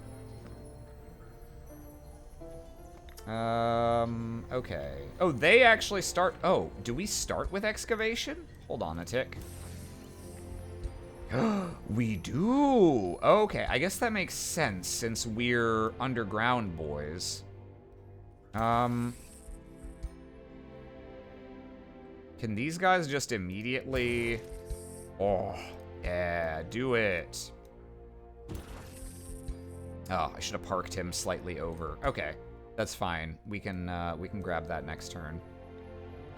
Do I want to send these guys down to unlock this, to kill these guys and get this gold vein? There's also, you can see, there's an underground passage here, which means there is a connection to the surface here. I'll probably want to send a scout through and see what's going on up there. Well, goodness, it's a bit of a kid in a candy store situation here. There's probably more guys if I go this way, to be honest, but, sorry, real quick, okay, yeah, that's a gold vein, it is not occupied. I think, let's just grab these guys, because we're gonna want to unlock this gold vein, anyway, eventually, I'm pretty sure. How many provinces away is that? I forget, how do I look at the, yeah, okay, here we go. So when your city expands, it expands province by province, and so every province is like a decent little number of hexes organized into a little blob like this, as you can see. So typically, you want to try and get as many provinces that have extra shit in them, like gold veins or production nodes and things. So this gold vein's actually kind of far. I guess we don't really care that much about clearing it, because I would have to take this... I'd have to take at least 3 consecutive provinces to get down there, and that means taking 2 that don't have anything special in them. So, I guess I don't really need to clear that right now. Yeah, okay, we'll go this way to start with our main army. And we'll see what's up on the surface, see if we want to send the army up there. We have many options for our starting research. So we can get poison arrows or poison melee weapons or the Vine Prison spell. I believe we started with 1 shield unit and 1 bow unit, 1 archer. Our tier 1 units, which are the only ones we'll be able to recruit initially. Okay, yeah. Shield unit and bow unit. And scout, which we don't need any more of. I'm gonna want to fill up this army, so, and my hero is melee, so I can probably afford to make another archer to start with, which I think I will do, and, I guess then maybe we want to get poison arrows? Arrowed. We'll probably want both of these eventually regardless, but sure, we'll start with poison arrows.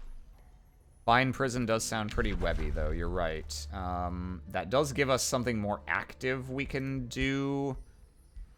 Real quick, what did I start with in the way of combat spells? So I've got this Healing Roots. And another... Okay, I've got 2 healing spells. I have nothing offensive. So actually, maybe I do want to start with Vine Prison. It doesn't do damage, but it does tie people down. Yeah, you know what? We'll go ahead and get Vine Prison to start with. That's a useful one to have.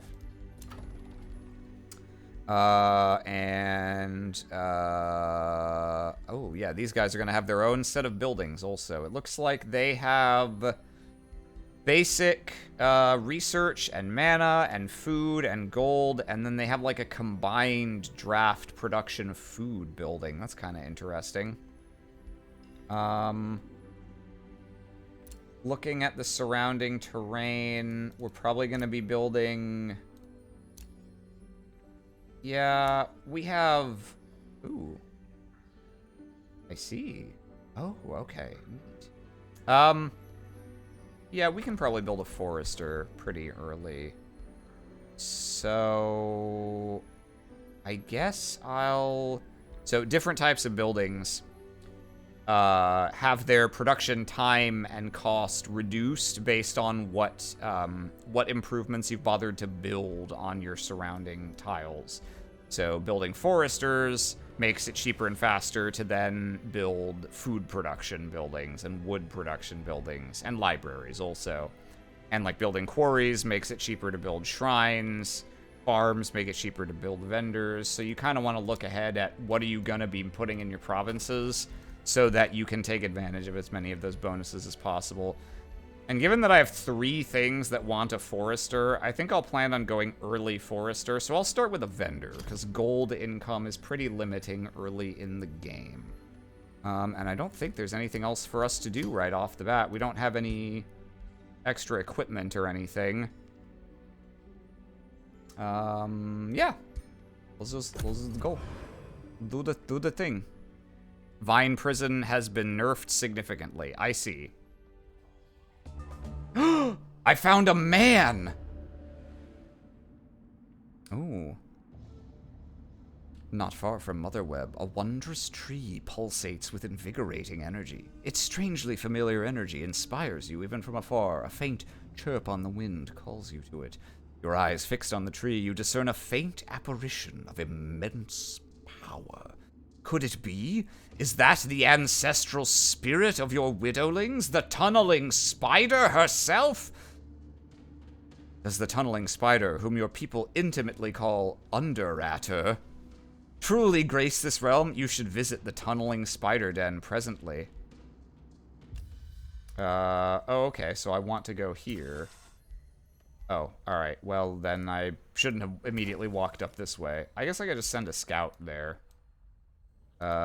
Sure. Let's see if sending a scout there is enough, or if I need to send a hero army or something. I'm not familiar with this quest line. What does this do? You examine the enthralling tree and notice that its trunk and branches are overgrown with pungent mushrooms. Underratter's influence is palpable here. You recall ancient legends that promise formidable boons to the most ardent torchbearers of Underratter.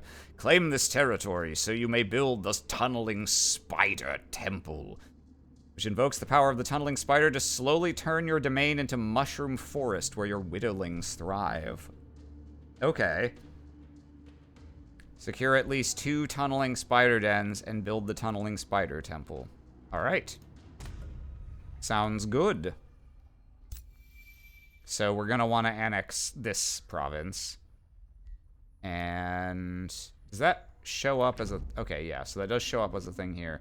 So there's not another one visible immediately around, but there could be one perhaps inside excavatable terrain. And if not, we can found a second city near another one. Praise Underratter! Can I fight these guys? Probably just barely, but I think I'll wait till I have 2 more units in my army. Now let's see. We found that guy. Let's bring you over this way and just check what's going on over here. Okay, that's the edge of that, and then we'll excavate this. And I've never started in the underground. I've barely used excavation in my previous game, so this will be a fun learning experience for me for that reason, too. Okay, and then we want to... We're going to ignore that guy for now. Let's scout ahead up this way. Oh, okay. Free city. Oh, no. Am I wrong? Oh, they're just like... I can see them, but I can't see them. I do have... Yeah, okay, so I have to move, like, one tile further before I can actually interact with them. Okay. That's fine. Let's see. Let's bring this scout back up this way. Any other stuff we can excavate? Doesn't look like it. That's diggable, but we can get that with this guy. So let's continue. Oh, actually, no, better. No, okay, we'll send the bottom guy to the surface. We'll send this guy up here. And the actual army, seems like there's some stuff over here, but since the city is right here, it's not going to be good settling area, so let's send these guys surface ways to start with. Okay.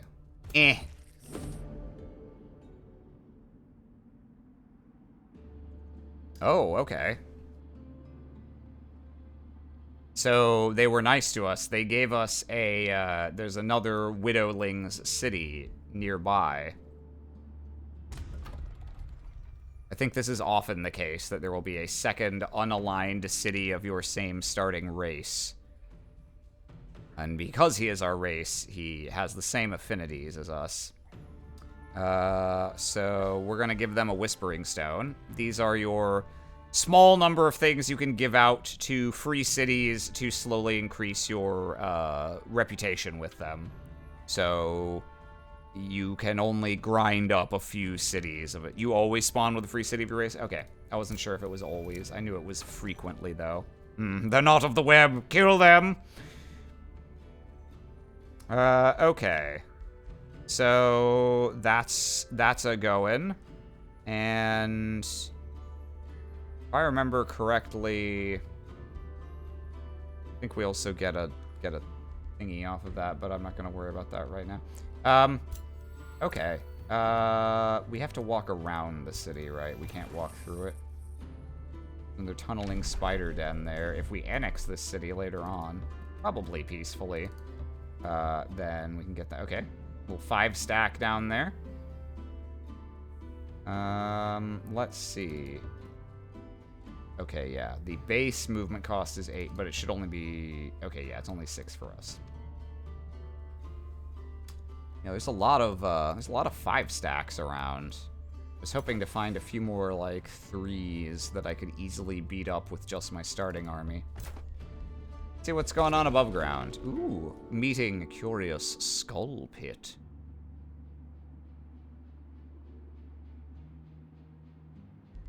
Oh, Cognag. I thought this said cognac. Okay. Sure. Might as well give him our other Whispering Stone for now.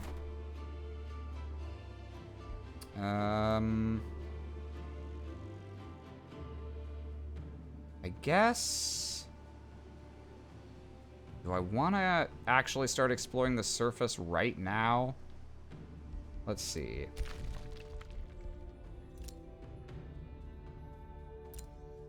I mean, if I'm founding a second city early, I guess it's reasonably likely to be on the surface, because these guys are pretty much at the next place underground that I could put a city. I'm not going to want to settle right next to them. So, yeah, I guess I should check the bottom right corner of the map on the surface for a possible second city location. They say second spaces are dying.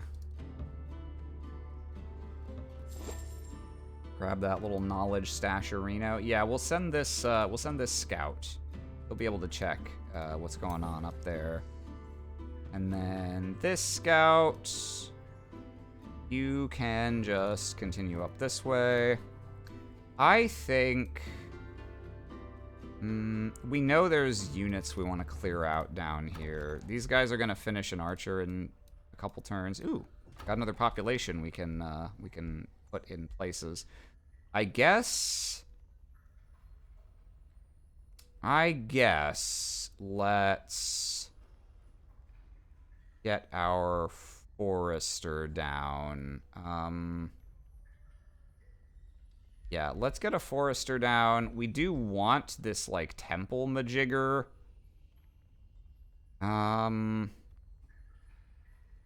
But the 15 happiness that we get from this doesn't actually do anything right now. So I think we're gonna go Forester here. That'll give us production, and that'll give us the boost for 3 more buildings, so that'll help.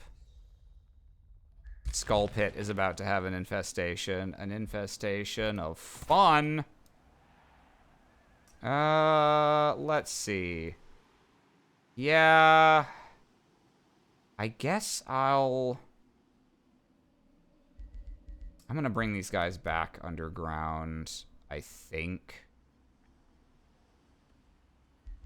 Yeah.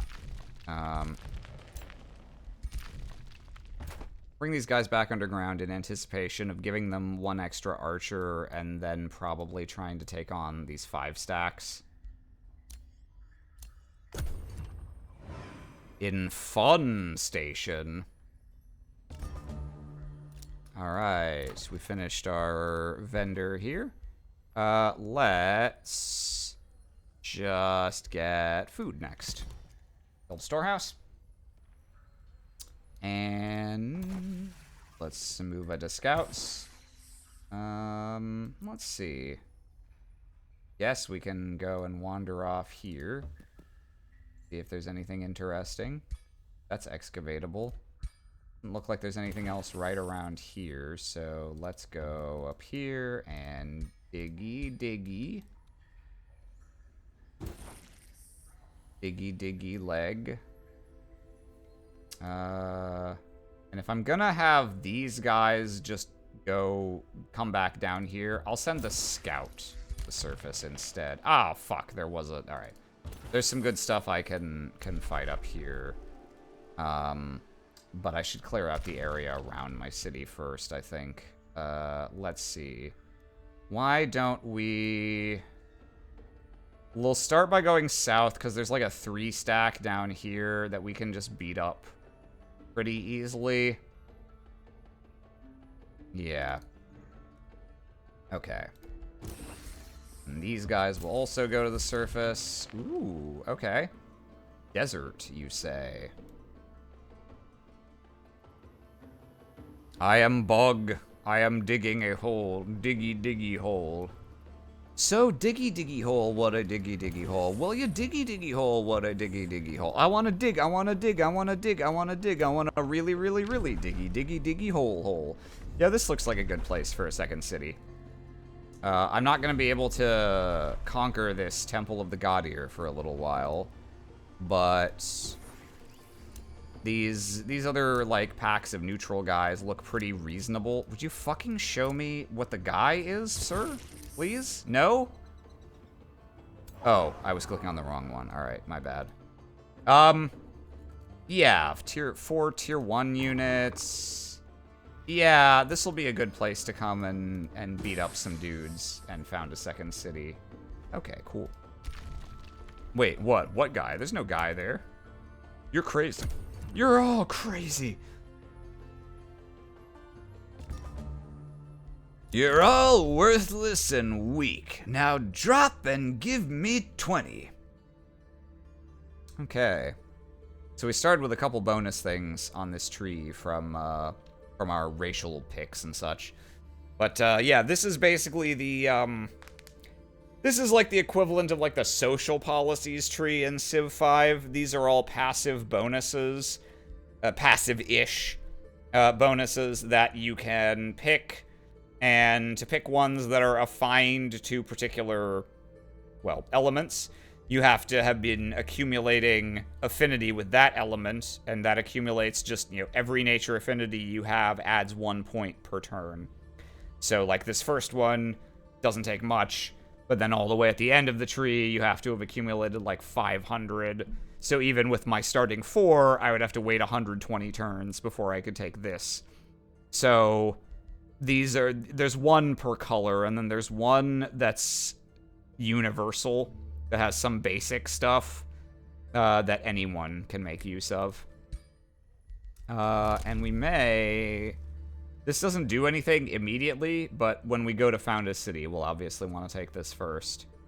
Yeah, got some good stuff coming up there. And we got our archer here, so let's go ahead and make another shield unit also. And that's going to be 4 turns. And we got another population as well, so we can put down a ting somewhere. What do we want? Yeah, with this population, we now actually would benefit from having some extra happiness. So I think we'll go ahead and do that. And the foresters give me research. So they are more bang for my buck. Oh wait, no, the farms do as well. I'm stupid. It's just the fact that this is mushroom forest is what's giving me research. Okay. Then I probably want a farm. It's nice to have a mix for making as many buildings as possible boosted. Any way to boost how many affinity you get? Yes, several ways. The main one is every time you unlock a new tome, which you do every 3 or I think 4 times you finish researching a spell, you get whatever affinity points are associated with that tome. So the tier 1s all give, like, for the most part, they give 2 points in a single affinity, or the hybrid ones give 1 point in 2 different ones. Let's get this real quick. I like to get the scout upgrades early, just for better exploration. So this will give our scouts greater vision range, which is something we'll want. And this will be helpful when we go and fight some dudes. Ah, we found another tunneling spider den. Nice. Okay, let's bring him around. Another little, an ancient wonder we can fight later on. That is Elderhurst's army, so we don't want to fight them. Praise Underratter! Yeah, we'll go down here and fight the 3 stack on this gold vein all the way down here. Add this archer. And let's keep exploring up here. Okay, ooh, watchtower. That gives us some instant vision, and until someone else comes and sits on the watchtower will keep giving us vision. There's some stuff over there, but it's on the other side of this mountain range, which is going to cost a million zillion movement to get over. So I think, well, let's see what these scouts can see. We know there's another thingy up there. I guess let's bring them. Ooh, elephants. That's new. Haven't seen these before. Yeah, that's just a straight up elephant. We don't have our movement bonus where above ground forests are concerned, regrettably. So it's going to be a little movement expensive to walk through here, but I think we're going to do it anyway. And yeah, if we're planning on settling around here, we'll bring this guy back towards Skull Pit so we can see what else is between there and there. But yeah, this is a nice dense concentration of stuff that we can pick up if we found a city in this area. So we're definitely gonna put one.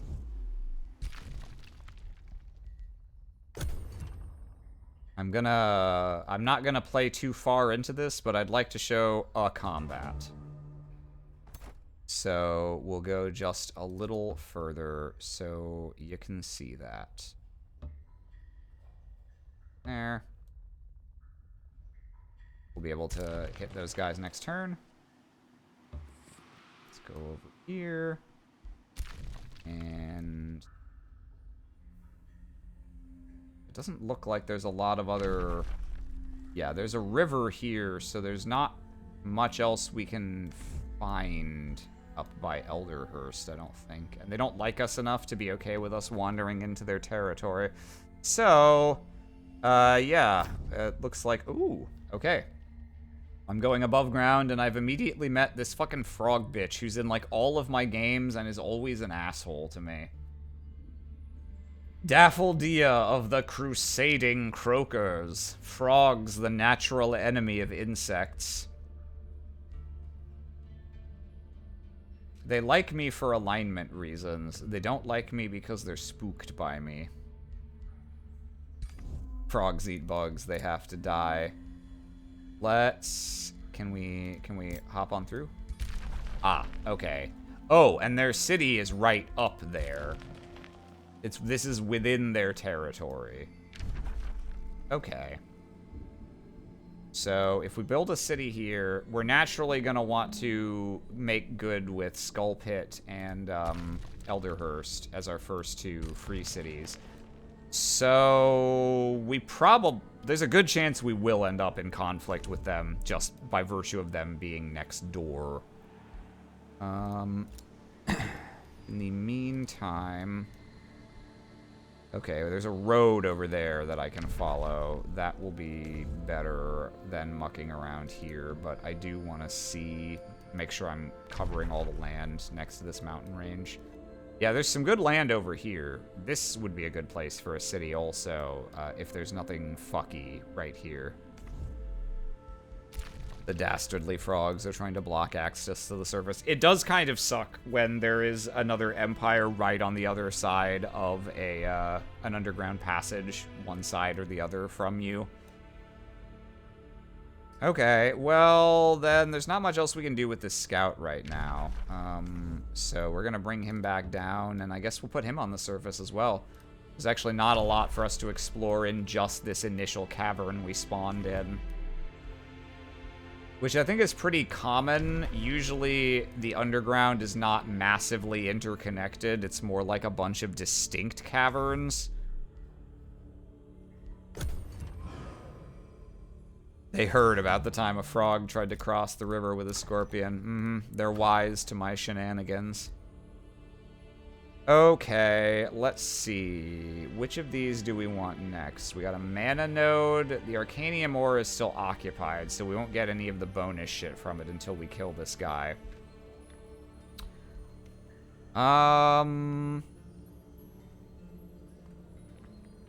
Oh, this is not I forgot to actually commit this farm last turn. Whoops. Okay, yes.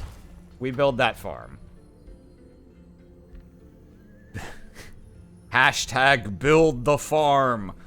Okay, so this is the building they wanted us to make. Annex provinces with a tunneling spider den, grant +5 mana, starts altering terrain to mushroom forest at 1 province per turn. This extends to a radius equal to the city tier. Okay, so that'll turn all the adjacent provinces into them, and then one further, and then one further as the city levels up. That's neat, ultimately.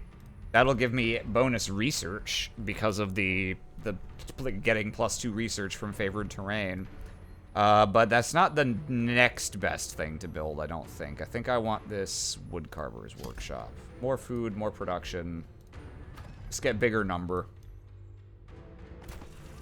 Bigger number, make more thing. Usually my preferred strategy. Alright. We're gonna fight these guys. And we're gonna do it manually so I can show you combat.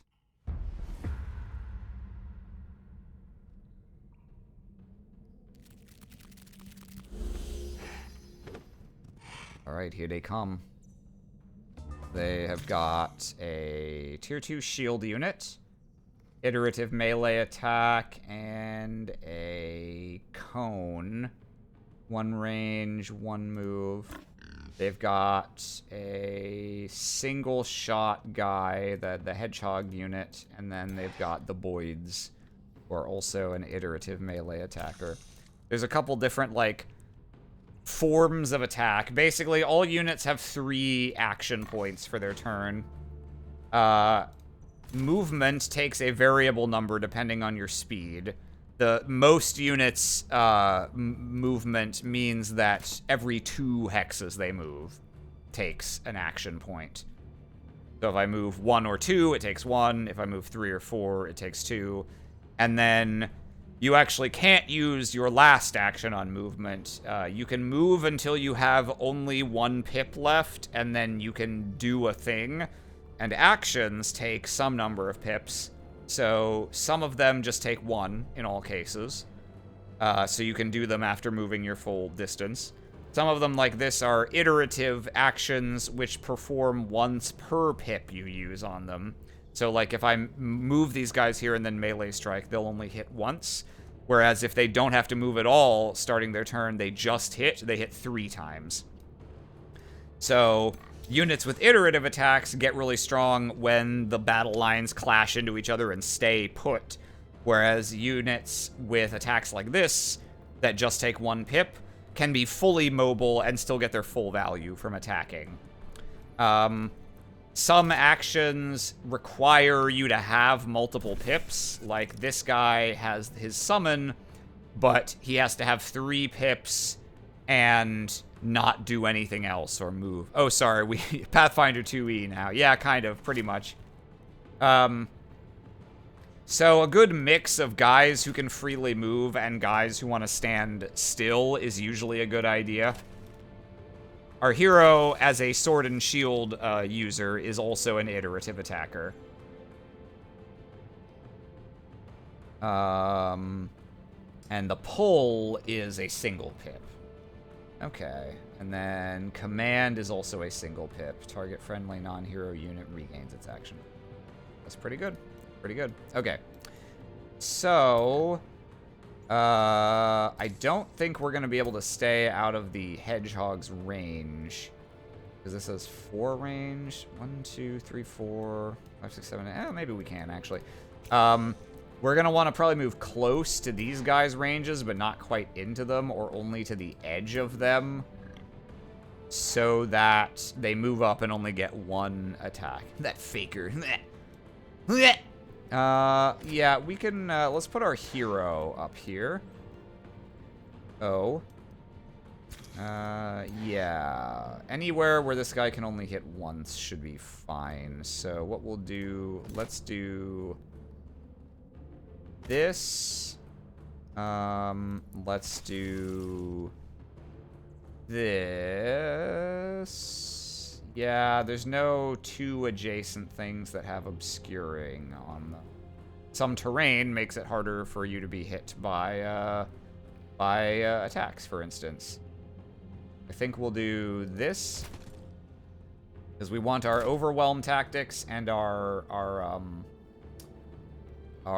whatever the fuck the other thing is. Oh yeah, okay, yeah. We want our overwhelm tactics, so we want our guys adjacent to one another.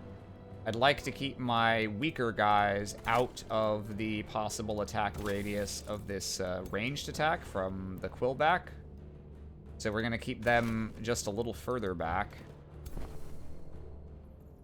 Yeah, why don't we try this? And this. Okay. Let's face you this way. And support units have a defense zone around them that gives resistance, and shield units have one that gives defense. So that'll increase the defense of our hero, who themselves have a defense thing. So he's got very good defenses for damage reduction. Oh, disengaging shot. That's an interesting one. Okay. And you're going to defend, and you're going to defend. We will let them make the first move. Ha ha ha! 1 pip. Okay. He has taken the bait. And he fumbled, thanks to my ceaseless cacophony. So when you fumble, you only deal half damage on your attack. Ah, and that guy missed. Okay, that's about the best that could have possibly gone for us. So 1, 2, 3, 4. Yeah, ideally, we're going to want to get up to that Razorback to lock it down in melee so it can't use that ranged attack. So I think I do need to watch out for this guy's acid spray.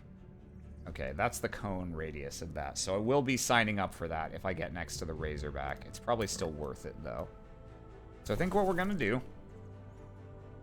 let's see...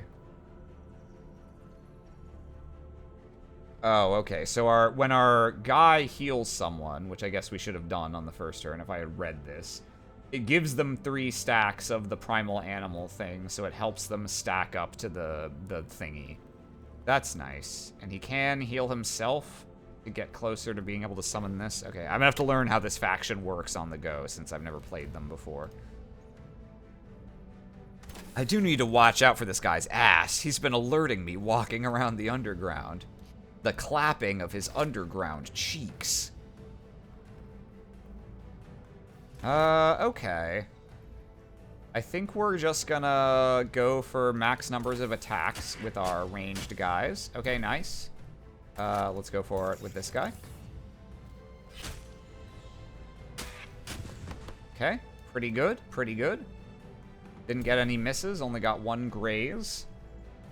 1 graze anatomy. Yeah, let's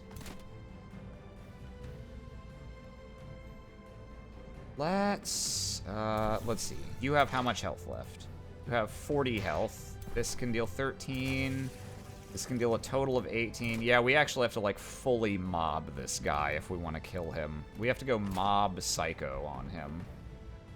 I tell you what. Let's see. Can immobilize? Yeah, let's find prison over here.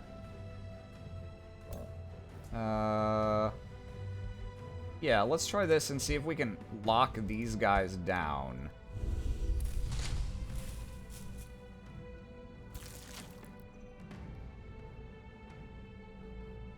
These still have threat, so they should make it impossible for this guy. Yeah, so he counts as being in the enemy zone of control right now, so they'll have to kill off divines next to him in order to use his ranged attack. So in the meantime, we'll take advantage of the time they're having to waste doing that to, let's see. Yeah, let's move you here and have you shoot. And let's, yeah, we'll attack with our hero. Cha-cha-cha. And we'll attack with our shield guy. There we go. All right, 1 down.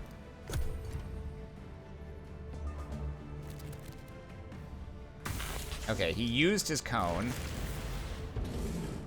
And that guy is going to back up and clear the... Okay, that's great. The vines entirely occupied these two's turns. So, a fine use of mana, if I say so myself. Little on the expensive side. I didn't notice that was 30, where these are 5 and 10. But a nice tactical play, if I say so myself. Okay. So, can we still get up in this guy's business? Yes, we can. And I think we will. Outstanding, sir. Outstanding move, Viscount. Yeah, we could bring these guys up here, and... Actually, that's really funny. We can go... Do, and then... Oh, that's one... Okay, that's against melee units. Alright, fair enough. Just shoot him regular, then. Our guys are getting close on Rising Fury, too. Let's see. Our hero has taken a tiny amount of damage. What's the cooldown on that? 2 turns? Okay. I'm not going to use it right now, then, because that can heal 20. So I think what we'll do is we're just going to run this guy up and in. And put the hero next to him. That'll give him overwhelm tactics. And, let's see. I guess... Yeah, we're gonna want to move our ranged units up. Okay, we'll do this and get a little poison blast on that guy. He's flanked because he's facing... I'm attacking from a direction that he is not at all facing, and therefore I do extra damage, which is neat. Yeah, we'll put these guys next to each other, and then I could get 1 hit in with this guy, But since it's only one, he's probably better off going shield wall, because that'll raise his defense and also mean he cannot be flanked. So we'll do that, and we'll also go... Oh, I could pull the hedgehog. But I can't really take advantage of that, because I had to move my units this turn. Do I want to do this, or do I want to just immediately give someone another turn? That could actually be pretty strong. But then he's signing up to get hit with flanking as well. No, we'll stick with the original plan. I'm going to have these guys shield each other, so they have crazy high defense right now.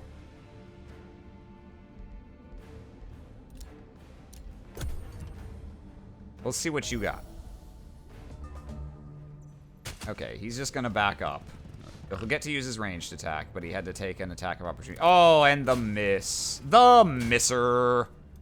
Ooh, this guy has lifesteal. That's a little grody.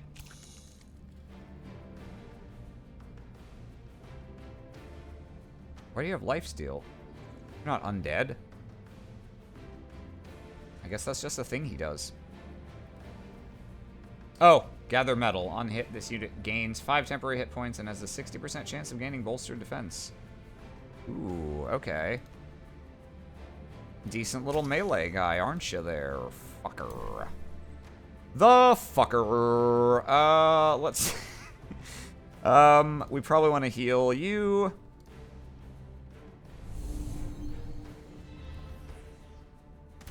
Okay.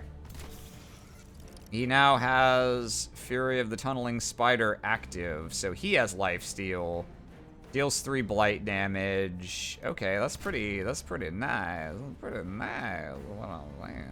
Let's see. How far? What is the range on this? 3. Okay, so I can't grab the hedgehog without moving. Is there any reason to pull this guy? No, I actively don't want him next to my archers or anything, so I think... But then again, if I pull him, like, here or something, then he would be in range of this archer, and he's not currently. This might actually be a pro-gamer move, except I don't think I can pick where it goes.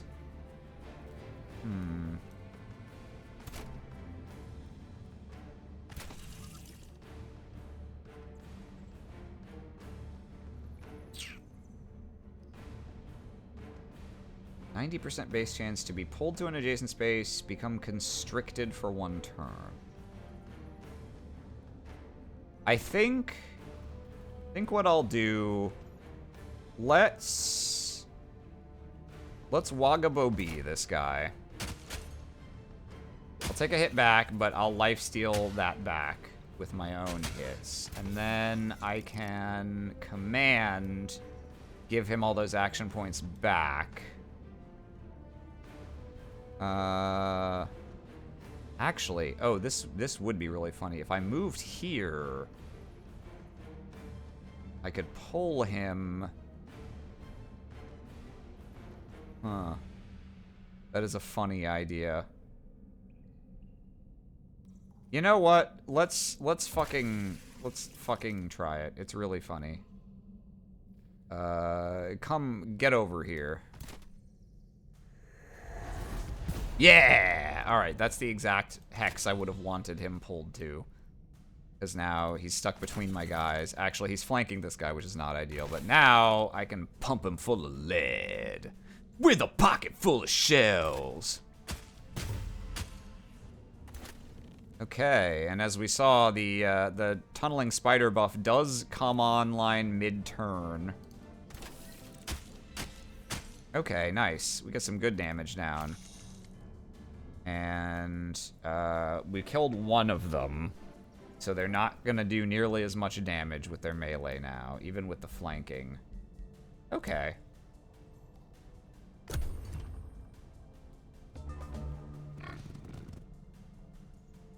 He had to hit someone eventually, I suppose. Okay. He mostly just did the same damage that I already had the temp hit points for, so that's not so bad. I should be able to easily clean this guy up now, because he's flanked by my hero. Let's see. We use this heal. Where do we want to end up this turn? I think we want this guy flank bopping this guy. Oh, okay. He can also just heal himself using that. That's kind of neat. I don't think that's what I want this turn, though. I think what I want is my enemy's head. Yeah, let's... yeah, let's shoot you. Ooh, I got that crit from that 20%. Alright, so we got the kill. Clean. Nice.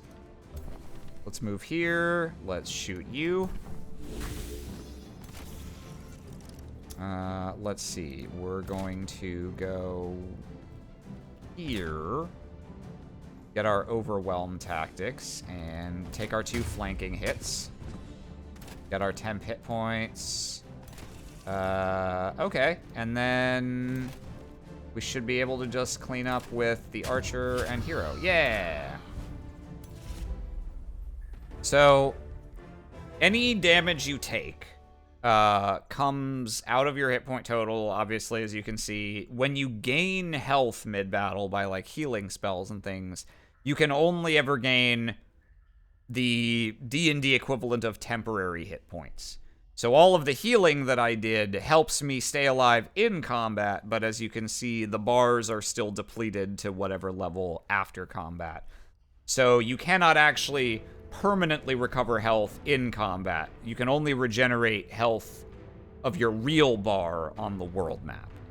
However, it's not really a reduction in max health. Like, if I went back into combat with these guys, I could immediately drop heals on them to get them back up to better health in the next fight. So it's not quite as severe as a true max hit point reduction. Alright, we got some money. We leveled up. Praise Underatter for our victory. The Pale Matriarch has has honored the Underatter this day. All right. We can pick a thing now, and I'm told this has changed. Whoa, it's a tree now. Yes, this is quite different. Class, origin, and affinity dedications. I see. Yeah, this is substantially different. Okay. And I see some of these classes must be DLC specific, because as you can see, Death Knight is not listed here. Class, origin. Okay, so... Right, okay, so this would be Wizard Kings and Champions and things. Okay. And signature skills, which are, let's see. Oh, for champions, each tier of affinity dedication becomes available based on the affinities of your empire. Okay. Okay. So you have to, okay, so the only one we'd be eligible to take right now, we could take Initiate for Shadow or Nature. We could only take Adept for Nature, and we would need more tomes before we could unlock Master or Paragon signature skills. Gotcha. So we've got the Death Knight tree, or trees, I should say, and we've got the stuff that's common to all champions, which, as you would expect, is like the supporty skills. Let's see. Well, Army Leader, all non-hero units gain... all non-hero units grant +1 defense and resistance to adjacent friendly units. I mean, that combos with our stuff. So does this, for that matter. All the adjacency bonuses are strong. We could keep stacking them.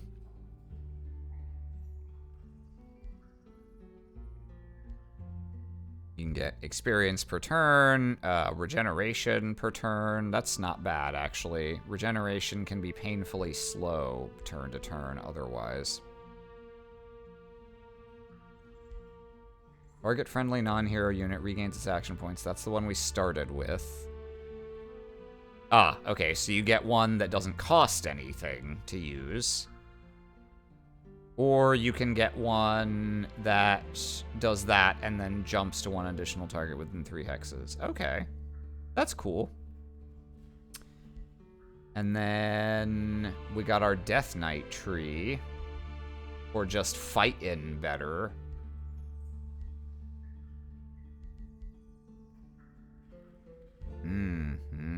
Okay, I'm familiar with most of these abilities, at least. Yeah, there's some cool shit in here. To be sure. And then we've got our, like, spell bullshit here. Our debuffs. We got Raise Undead. This isn't bad. All summons are really good in this game. Because they make more targets that you don't have to care about. They just give you more actions per turn and more things that enemies can attack that don't affect your army. So that's not bad. Damn, son, summon a Bone Wyvern at start of battle? Like, that's a real-ass guy. Yeah. That could be worth starting out with.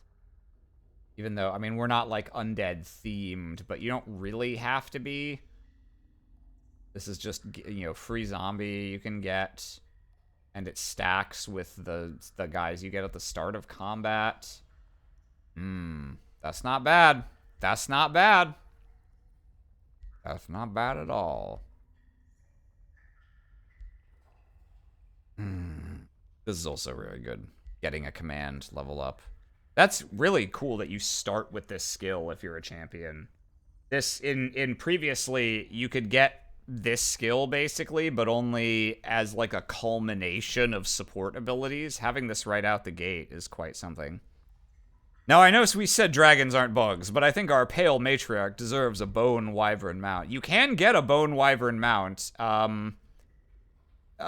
through events and stuff, or, you know, raiding certain places. Maybe that'll happen.